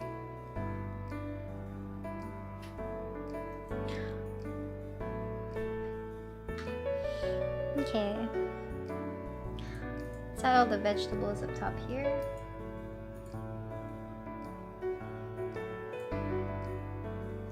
Frying pan somewhere here. What other things? Berries? Berries.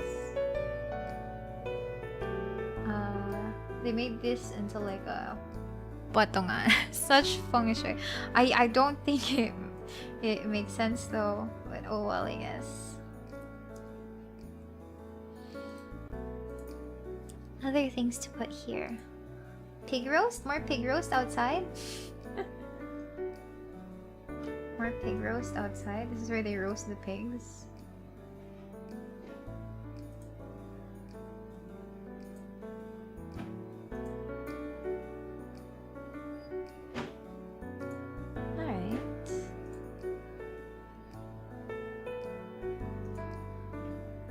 There you go. I find it kind of funny that the chests are in the kitchen instead of hidden behind the counter where they'd logically be. They have really weird interior design mechanics in this guild. Maybe they just wanted to keep it safe because the owners own the kitchen anyway. I think a shelf would fit in both a treasury and a kitchen. Oh yeah, you're right. Maybe we can have like a bookshelf somewhere here. Bookshelf. Yeah, you're right. We can use something like this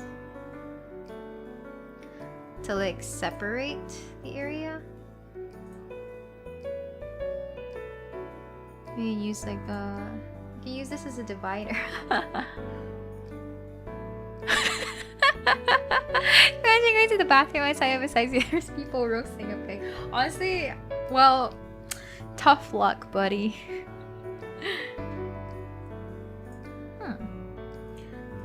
There has to be more shelf options. Shelf. There we go.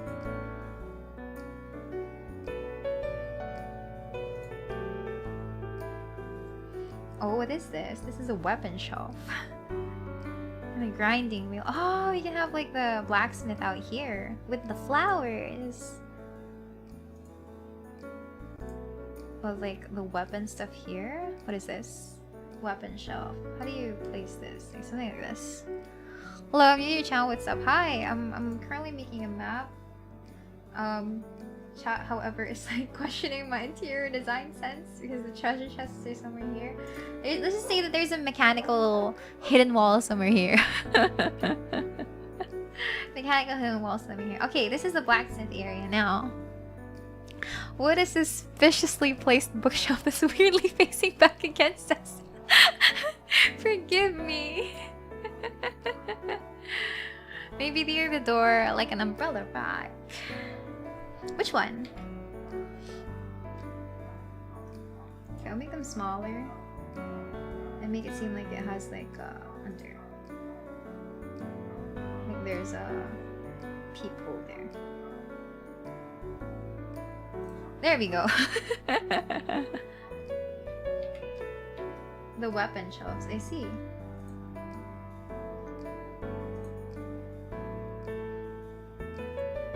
There you go. It seems inconspicuous, I think. I'd like to think it seems inconspicuous. Chat, a seating area outside where people can go and drink. Wow, there's a divider not parallel to the wall outside. There's nothing behind it. Yeah, it's gonna be something for adventurers to explore, I guess. Oh man, imagine if I have players and they barely explored this and they just wanted to leave right off the bat after like consulting with the quest board. They ignore everything else that's interactable. That is the spice storage. Yes. Yeah, I figured, yeah, seating area. Let's work on the blacksmith area first. I still have to add trees and stuff. I realized that there's like a lot of extra road here. Yeah, what's this building you're making? Ah, this is the guild hall.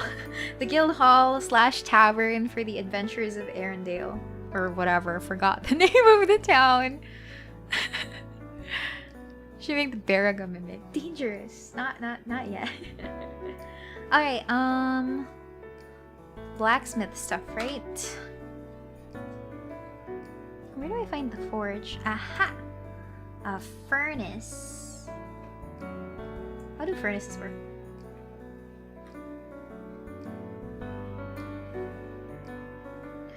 I think at this point I need to paint the terrain a little bit. It has to look a little different. It's probably gonna be a little... Oh, not sand. Not sand. Maybe cracked earth or something. Oh, no. Yeah, something like this. I don't know. Does it make sense to have like a weird terrain popping out in this area? Like it turned into like a dried earth because of all the heat, right? Because if there's too much heat in the blacksmithy area, the grass is definitely gonna start drying up and stuff like that. Aerogel, aerogel, Arendelle, Ariadale or something. No, I forgot. I'm making this a very detailed map. I love map making. Maybe not cracked earth. Okay, let's see. I don't have a lot of other options because you already technically have gravel, right? You already technically have gravel. Yeah, I always do like a lot of detailed maps, honestly. To my detriment, I feel. Yoredale. Puta by default, yay. Sandstone? What about sandstone? It's like darker earth.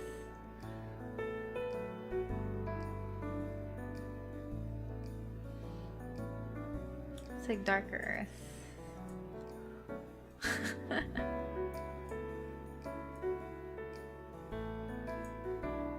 There you go. Does it look okay though? Looks like something spilled onto that area. Maybe ice? No. Dry grass? Okay, maybe dry grass works because it still kind of technically blends in with the thing. Do players get buffs from eating food? Well, there is a cook's feat, but I wouldn't consider it like a true buff. Like, it's more of like survival rather than it is like Alright, I feel like that looks randomish enough. Dried grass, yeah, dried grass. Okay, let's see. What does smooth blending look like? Ooh! It looks okay, but it kind of destroyed my dirt. Never mind, it needs to be rough.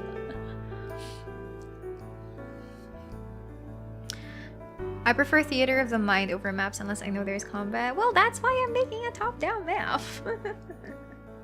I usually just use background images if I'm just describing a scene. It doesn't always have to be like an extremely detailed map. Okay, let's go back to the objects.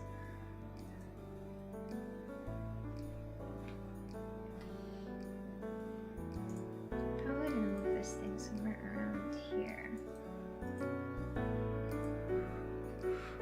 Dried glasses are very flammable. It might catch fire. Well, that's why the grass here has dried. So, oh well, it's the blacksmith's problem, not mine. Yeah, it's the blacksmith's problem, not mine. Alright, let's see what else you can put here. Bellows, the small bellows here. Probably some tools scattered around.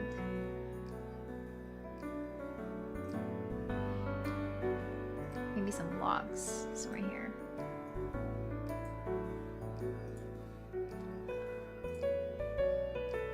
There you go. Blame the landlord. Okay.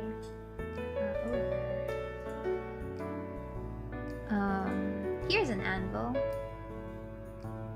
It's a really messy looking thing, if you ask me.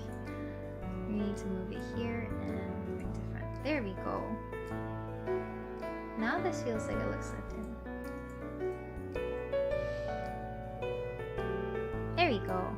I'd say this looks like a very nice blacksmith. Is there a way to make it look like it has a roof? Because rain or snow problems.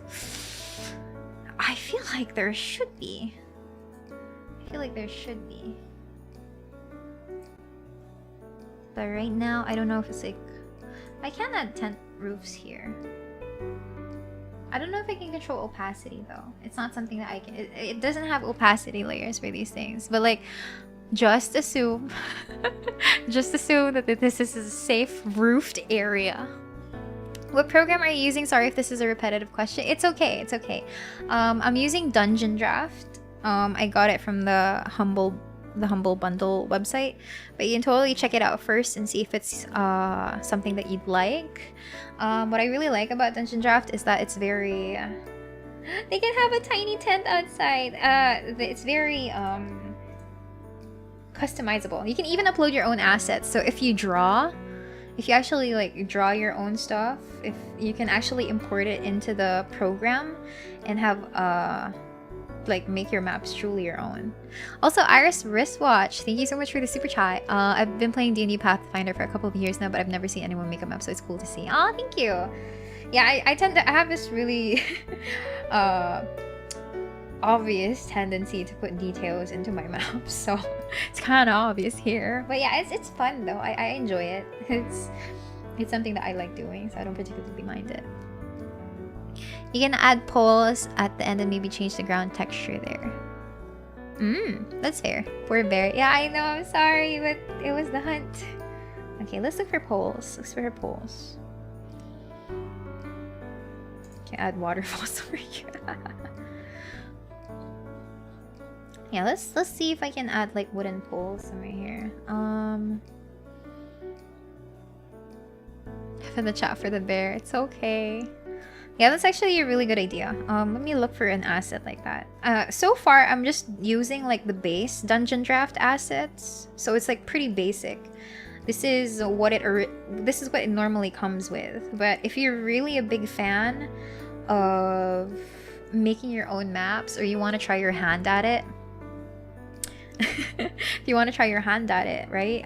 There are a lot of assets that are free that you can use to import into Dungeon Draft so that you have more options. I think I've seen sci-fi assets, I've seen more detailed assets, hand-drawn stuff, hand-painted stuff. So it's really just up to you to look for those materials. Sorry, adventurer, can't fix your weapon. It's raining and I couldn't afford roofs for the forge. I remember seeing like pole areas though, like pillar squares. There has to be something here.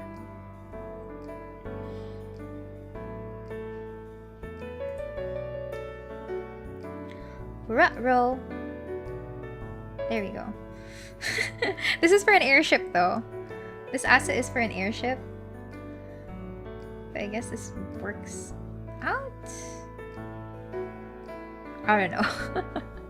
I guess this works out. They were showing off some assets on the website. I think one of the more popular options for customizing these things is 2-minute tabletop. Totally on sponsor. I keep mentioning these things, but these are resources that are absolutely useful, especially if like you're really into making maps. Is it possible to add stairs in the second floor to the building? You're right. Where am I supposed to put a second floor here? There's barely any space. Maybe a spiral staircase? But yeah, it's possible. Can you upload your own drawn assets into this? Yes, you can. So if you draw, you can just import it into it. Like you import it, you can also share it with other people. You know, the works.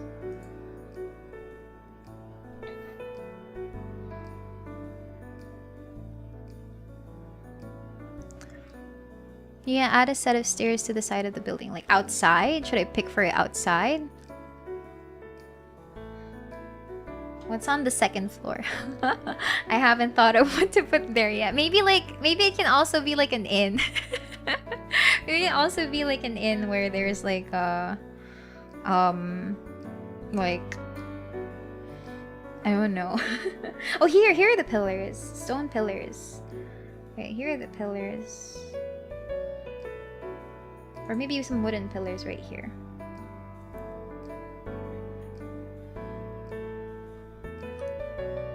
There we go. It's gonna have a roof now.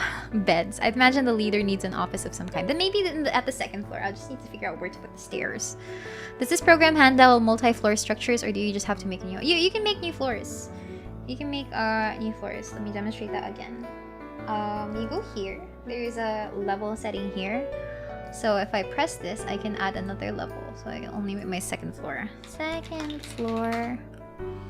Then you press accept. You switch to that on start, and you can actually control the opacity of seeing the objects right now. So you're referencing a specific layer. Okay. So if I wanted to like say put a building here, right? If I wanted to like mimic the building below, and I want it to be like brick floors for some reason, right? This is the place. Let me just put some objects here. Well, here we go. We have circular stairs. We have circular stairs available here. Put some random objects here, some stuff here, Maybe some trees, some leaves, mushrooms. Trees. Okay, there. So after that demonstration, right, I won't be comparing levels. This is the second floor. This is the second floor, and if I wanted to switch to like the first floor, I just go here. Ta-da! It's always going to be on the same map. And when you export this, material, right, it's going to export in such a way that it still matches the same dimensions of the map, but everything else is going to be transparent. So you can layer it. You can layer these things. So if you want this to be the roof area, you can just make another layer, and I think there is a roof tool here. So you can actually like put roofs here. Ta-da! Roof. But maybe this one. Maybe you want this one. Yeah, you can make a roof there. And then if you look on the ground floor, that's the ground floor, and you can just like, because it saves as a PNG, you can just like drag it around, and if people want to see like the inner floors, then you just remove the layer, something like that. Ta-da! Totally not like advertising for them. So you can set the blacksmith roofing as the second floor. Yeah, I can. But yeah, let's go back to the ground floor. Okay, I was already with the pillars. I already had the pillars. Roof eaves everywhere. Yeah. Okay. Let's add the roof pillars somewhere here. It's probably going to be associated with this area as well.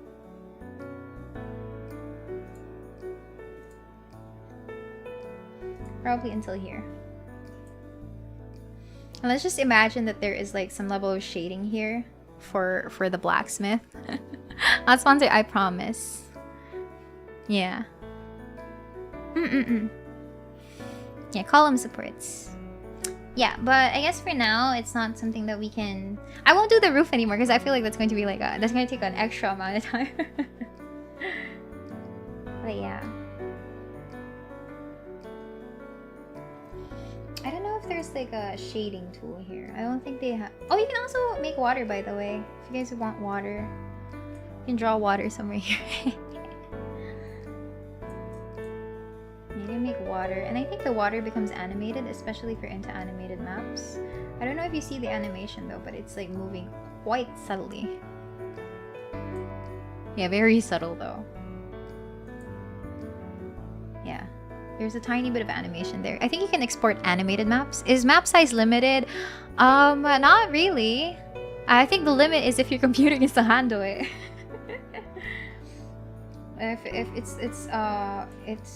If your computer can handle it, but if you can't handle it, then of course it's going to be like hard to do that.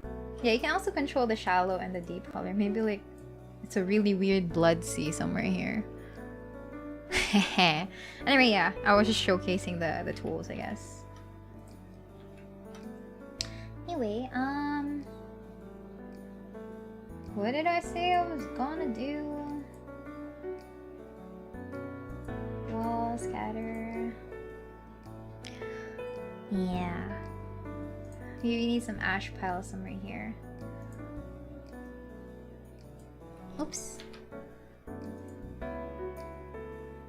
Under somewhere here. So really dirty. Not really dirty.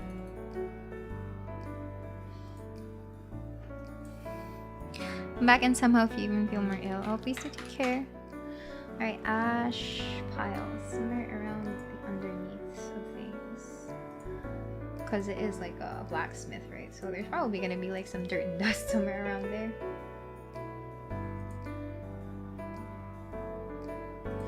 There we go. You can make the second floor 2 squares wider and longer para mas malaking area. Third floor 2 squares wider ulit and so on para unique. Yeah. But this is just the base, okay? Like I guess I can showcase the rest of the maps that I make afterwards, or like during the D&D stream itself. But yeah. What else do we need? Okay, I'm gonna move the bear rug. Maybe the bear rug should be here. There we go. Bear rug there. No way. There we go. Cha-dang! Bear rug right there. And then we can just come up with stairs somewhere around here. I think this is the last thing that I'm going to put. Stair.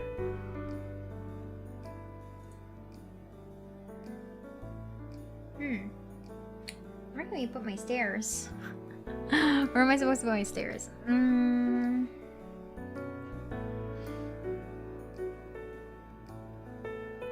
Somewhere here? Maybe a circular staircase. Oh wait, this is huge.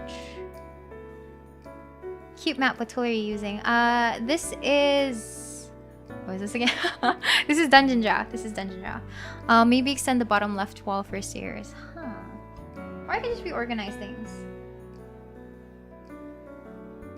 By the deer head is already the door to the outside world though.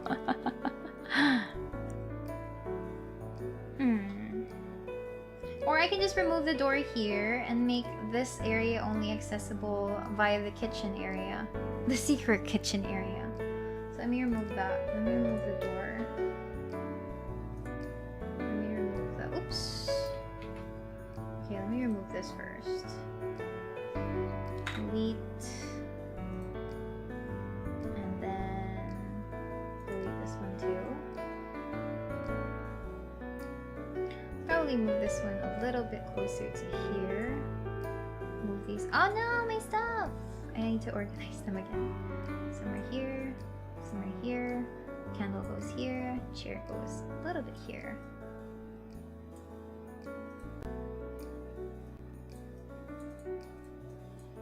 Okay, and you move a little bit closer here. There we go. So we have space for stairs now. Put the stairs in the middle and make a rectangular hole on the second floor, making the clown from like a balcony. Oh no, that's extreme architecture. I'm not sure if I can handle it. Maybe I should pin a message. Oh, okay, I just removed the deer head. Hey, stair. Huh? Here you go. Stone stairs? Nah. Oh no, this is for the second floor, I think. This is where the second floor is going to come at.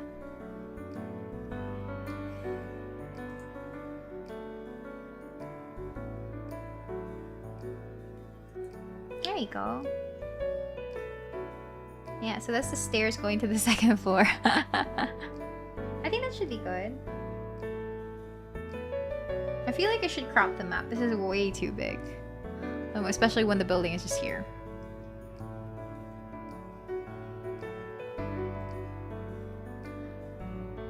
Yeah, okay. Let's see, what else? Okay, I'm going for trees and vegetation now. I feel like that's the last part for this map. I need trees.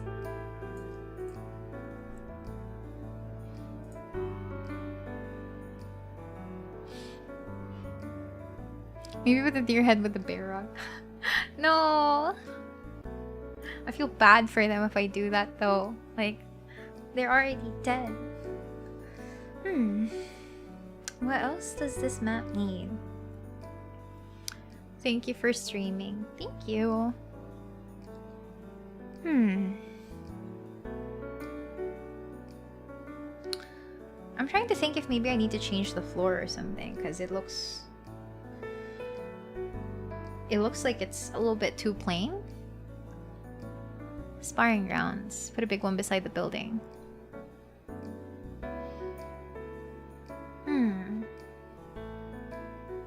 Is it possible to put any living animal? I guess it depends if you have like if you have what's that? If you have an asset for it, right? Usually depends if you have an asset for it. A dark wooden floor. I'm thinking about it, but stone floors seem like it's appealing. But I'll think about it. Oh man, wait, it's only 11:30. So like, I've been streaming for 3 hours already. Okay, this tree is a bit too massive for my taste. Okay, let me place that there. And let me save first. Let me save this first. Okay, I've saved my map. It was in danger of crashing earlier. The floor does look fancy for a quaint guild hall. Building things are really all the time. Yeah, it does. Is it? Does it seem too fancy? I don't feel like it looks okay.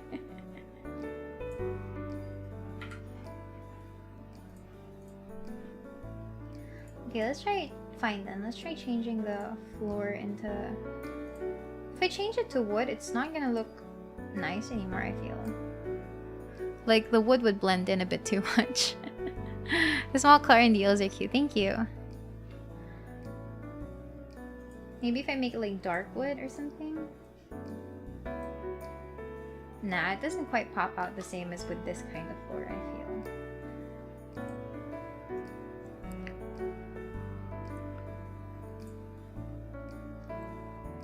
Nah, this looks like Metal Girls. Yeah, I feel like I'll stick to this floor for now.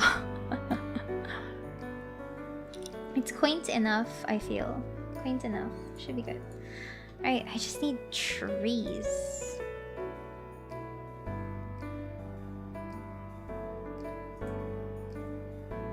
Nope, definitely not pine trees. Maybe the oak trees should be good enough.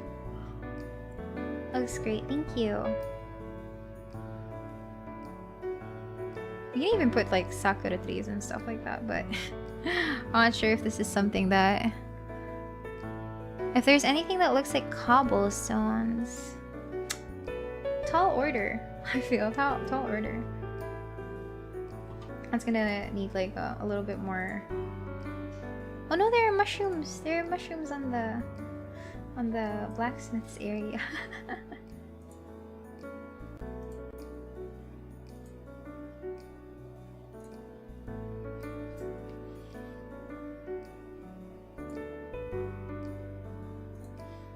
Ah, that's too direct.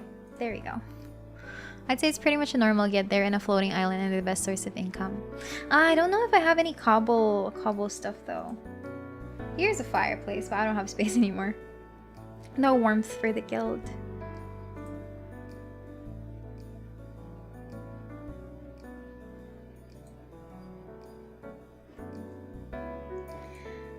Yeah, I guess we're just gonna put some random trees around here.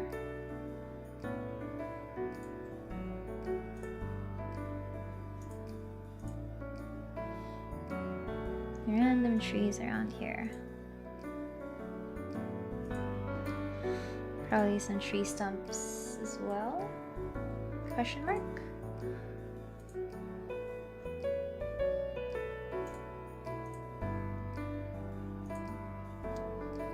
Okay, over.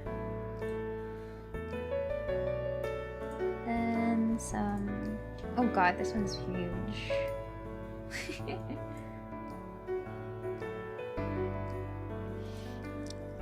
I got a D&D ad. What are the odds? I'm sorry. Okay, underneath should be probably some things like this. Not sure if we can add some vines though. Doesn't make sense to have like tropical colored vines. Ad's got a nat 20. I'm using a dungeon draft, by the way. Yeah, I can put some more trees somewhere here. Actually, they look more like bushes to me.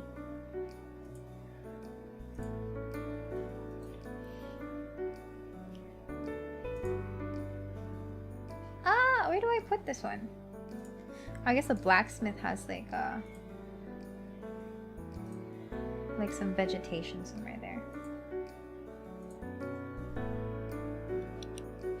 It's a very lush garden area. Not really garden. Where are my flowers? Do I not have flowers here? Hi, I'm new and I'm sorry if this comes out as an obnoxious question. Why would it be an obnoxious question? No, it's okay. I'm used to answering questions, so don't worry about it. But yeah, this is Dungeon Draft. That's how you spell it. Personally, if I heard myself say it, I probably would be confused as well. I feel like this looks pretty lived in now, right? Please tell me it looks lived in. Oh yeah, we can totally add like something like this here. Maybe some broken stuff here. Signs of a fight back then. There we go. The trees make the back look inaccessible. It just looks like it because it's top down, but I think the trunks would be like smaller-ish. I think the trunks would be kind of easier to access, thinner than the leaves itself. Portal 2, just give me a door somewhere here. Backroom door. After seeing the cut trees and seeing the bear, the druid starts a fight. It's the druid that's gonna get mad. Yeah. I need flowers. I need flowers. Please give me flowers. I hope there are flowers in the base. There we go. What color flowers should you have? Maybe something like this. Okay. You also have like a... There's a tool here that lets you like... Oops. That lets you do scattering randomly.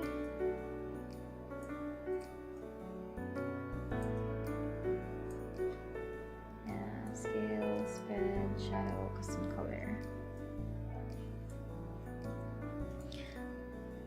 There we go.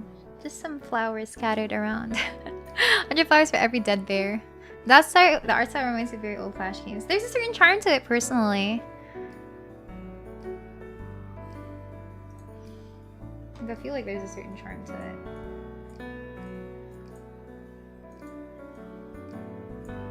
I don't know if it's starting to look messy though, but maybe that's just me. There's some flower bushes around here as well. Blacksmith can have some flowers as well there. There we go. I think I'm fairly satisfied with this. The flowers pleases the druid and it becomes peaceful for now. Yeah! Yeah, what do you know? Like, flowers make the world go round. I'm happy with this. So this is what it looks like from really far away. This is what it looks like from really far away. Are we in the forest area? Yeah, I guess so. It looks like it. It looks nice. I personally think it looks nice. Okay, let me save it. Finished. 1. There we go. Okay. We are almost done. Maybe we had chains somewhere here. We had chains somewhere here. No, don't do that. Yeah, there are path tools as well that you can like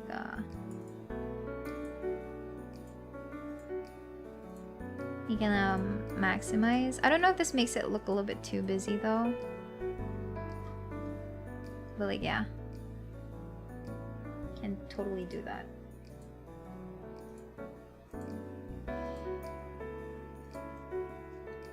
Yeah, it doesn't look as neat, but I think it's something. It has a wooden fence coming from the path. I don't know if that's a good idea. Actually, does it look okay this way or should I just ditch it? How big is 1 square tile? It is 5 feet per box. The guild is very special. It has its own pathway. How big is a 1 square tile? Is... Oh wait, I already answered that. I'm getting dizzy. It's 5 feet. 5 feet. This D&D uses feet. The fence is too neat. I'll apply for the skill. Yeah, heck yeah.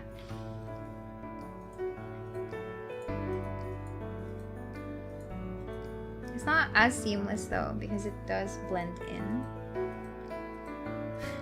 No, I can't do random fencing. I don't know if this is something I can do. Nope, this is stair. Nope.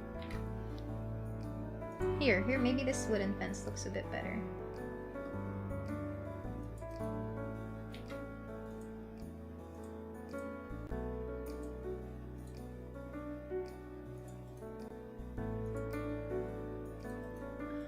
There we go. Oops.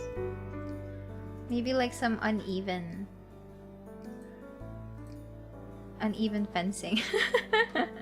Just to emphasize a point that it's not perfect, but it's there somehow.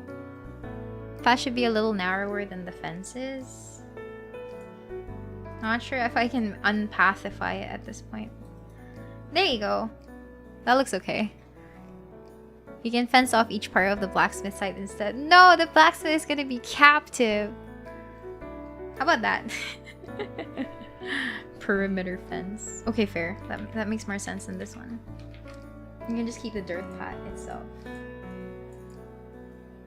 I'm sorry, Mr. Blacksmith Man, but according to the Familia, you are under arrest. You are under arrest. Oops. Maybe it needs to be a little bit thicker. Probably snap it as well.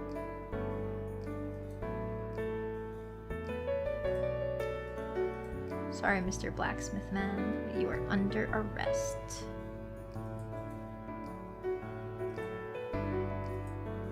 Oh, it's like he's imprisoned. I feel bad for him. There we go. No, he doesn't have a fence gate. He's trapped there. Just around the back and side. Keep the front car open. Okay. No. He's trapped forever. There's no point. Yeah. If I was a kid, I would try to eat the glowing molten metal. There we go. Okay. I feel like we're almost done. Mia, what else do you fucking need? Rocks.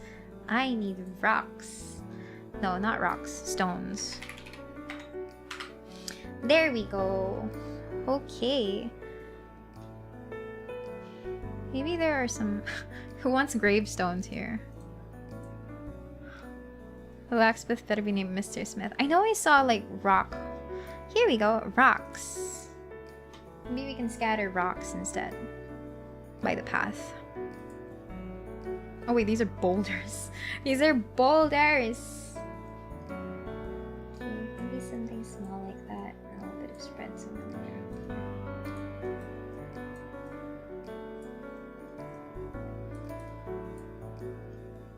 How about that? Maybe like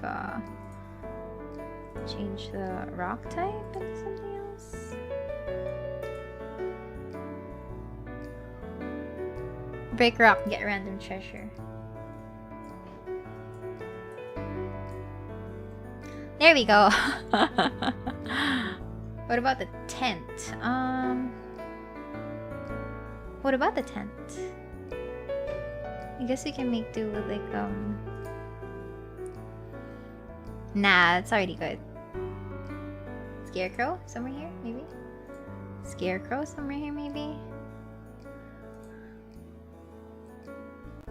Nobody disturbs the blacksmith. I would like to turn off every... That tent looks weird now because of the fence. Huh. Let me see if I can adjust the fence so that it accommodates the tent. I will copy this. Copy, and then I will paste another one here. And then I will move it. Oops. Oh no, it's too small. Crap. I'll just look for it.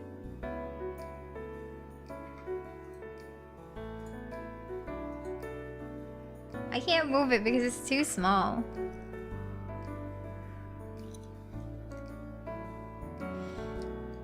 Oh. No, I can't move it. Never mind. I have... The tent looks weird. I guess I'll just make the tent look like... Come from the outside instead. So it's not the blacksmith's tent anymore.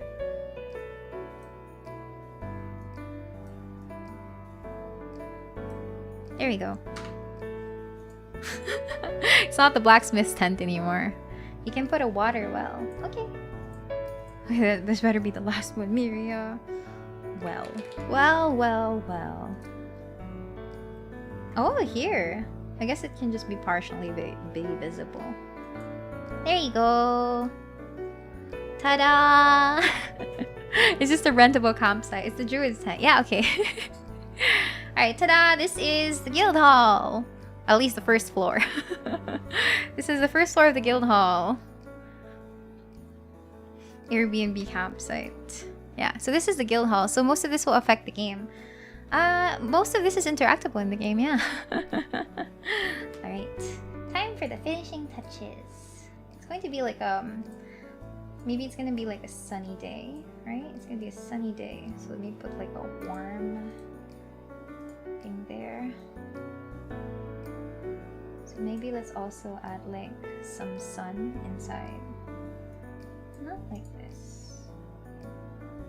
Yeah, a dungeon draft also has options for making like light pass through. So if you notice, there are some objects here that act like objects that block the light. So yeah, you can actually customize it a little bit more. Like these things can block light, depending on the area. It also depends on the intensity. So let me try maxing that out. So this is what it ends up looking like, right? Just so that you can see the shadows a lot more. Yeah, so if you feel like moving around. Yeah, some objects can block light, especially if they're tall. Like for example, trees. If you put a tree there, it's gonna block some of that light. This is just to showcase it, okay? I'm not gonna make it this bright. But yeah, this is how it usually works. Ta-da! Ta-da-ta-da-ta-da! Can you adjust light height? I'm not sure if you can. The only things that you can actually modify here is going to be like the range of the light, so how far it's gonna reach, and the intensity. So of course, lower intensity means it's not as bright. You can add shadows. Technically, you can just make it like an entire thing. If you don't want to add like the walls and stuff, you light up my world. But just so that you know where you're supposed to place it, and light effects. If you want like a specific light effect, you go for that. And then you can change the color. It's not as yeah, it's not as customizable as everything else, but it's something.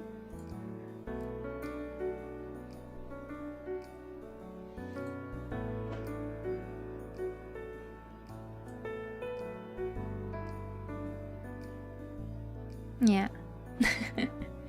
What if you have dark vision? Anyway, yeah, that's a totally not showcasing the entire thing.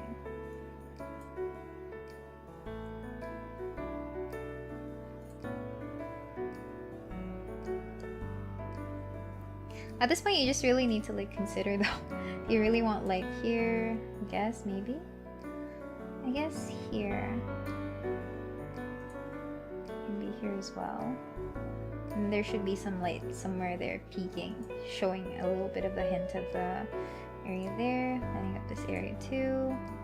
Probably this area too. This area here. Area here. And yeah, it's just gonna be a little bit messy if you don't configure your shadows nicely. So I tend to not use shadows a lot.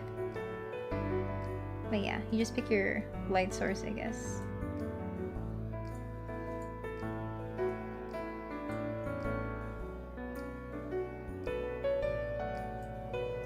Ta-da! So is the forge should be a light source. Yeah, you can actually add more than just one light source. If I wanted this to be like a molten red thing, I put this here. Oh god, that's so much light. Coming from here, right? It's gonna be like a really not so intense. Maybe somewhere around here. Maybe somewhere around here.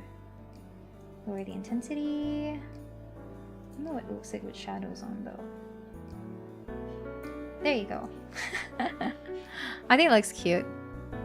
Does light go through windows? Yes, it does. Technically it does.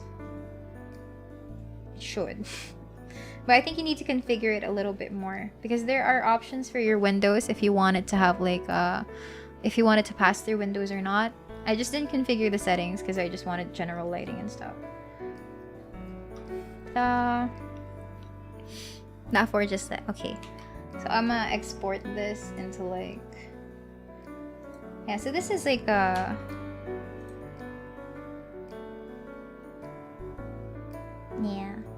you can also export it without the grid. So this is what it looks like without the grid actually. So this is without the grid, this is with the grid. You can also remove the lighting if you just want it to be plain. Yeah, ta-da!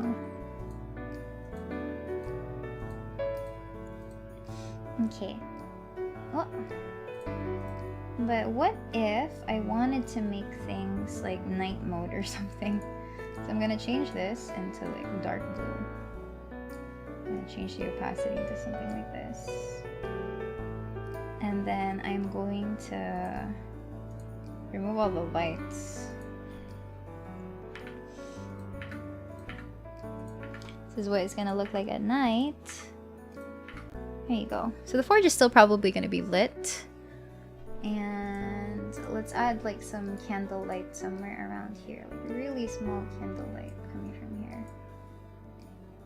orange could be a little bit brighter. Okay, yeah, so I like that. Let's see. There should be some candlelight here. Candlelight here. Some light here. There are probably some torches out here. And then somewhere around here, this would probably be a little bit brighter.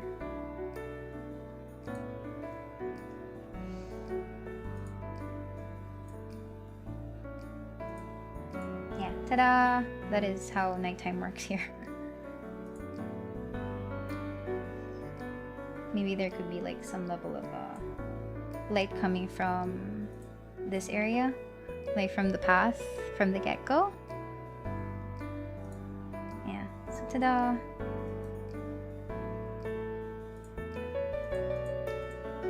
Ta-da! That is night mode.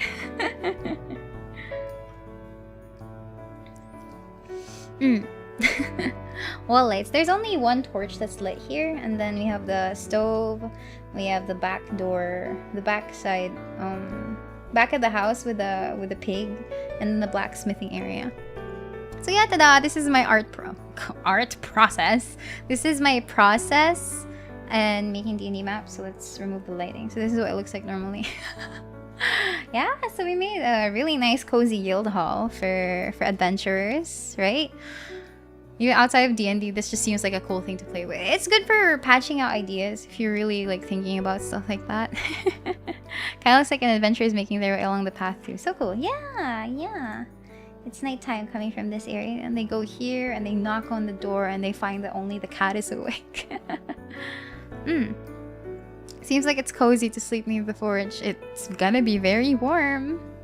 Is there also an inn there? Probably a second floor, but it's not gonna be tackled at this stream anymore.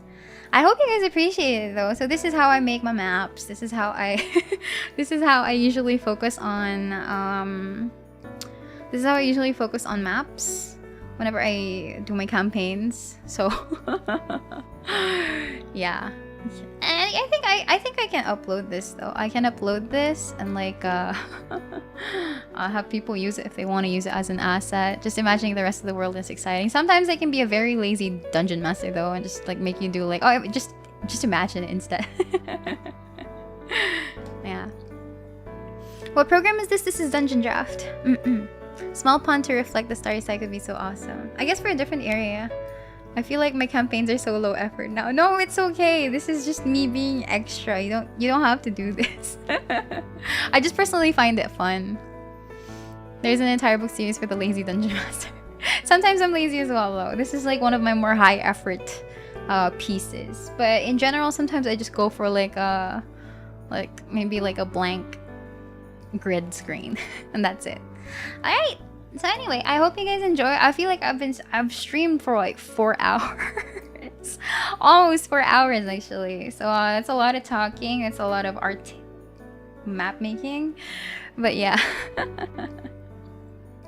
So I hope you guys like it. I personally feel really happy with how this turned out because sometimes there's just something about like making maps that I'm worried that it doesn't look random enough. Like it looks very generic or it looks very artificial. So I'm happy that this kind of looks a little bit more lively and stuff. Also, Renji Dragon, thank you so much for the super chat. I'm amazed by the details. The origins and maps aren't even finished yet. Thank you for streaming this. It was fun. It was very fun. Well, I feel like I need to like rest my throat because I'm starting to feel the strain. It looks great. Thank you. Sometimes I go entire sessions without using a map, but all relatable though. Sometimes I put effort onto some maps. Sometimes I ignore it. The chess pieces. Yeah. Yeah. If you guys are really interested in doing this by yourself and you like drawing stuff, you can import your own map assets. Very handcrafted, which is very nice sometimes. It's very fun. Thank you. I'm glad you guys thought of it that way. I had a lot of fun too. I know I was talking about so many things in one go, and I feel like I really went off in terms of like discussing things. Sorry, so sorry about that. I tend to like ramble a lot. But yeah, I hope you guys liked it, and I'll see you guys in the next stream. Thank you. Are you gonna stream more map making? Maybe if I just feel like doing so. I probably can. But I need to learn how to make more assets though. Cause I feel like I need to like customize my stuff a little bit more. See how long the stream is. You really enjoy? Yeah, I did. Anyway, ta-da! This is gonna be the guild hall that you guys are gonna be walking in eventually. Yeah, time to rest for me now. But I hope to see you guys again soon in the following streams. And yeah, I'm gonna pass out now. Thank you so much, guys. Otsumiria. Oyasumiria. Good night. I'll post this, by the way. Feel free to use it if you guys want to use it for your campaigns or whatever. Bye-bye.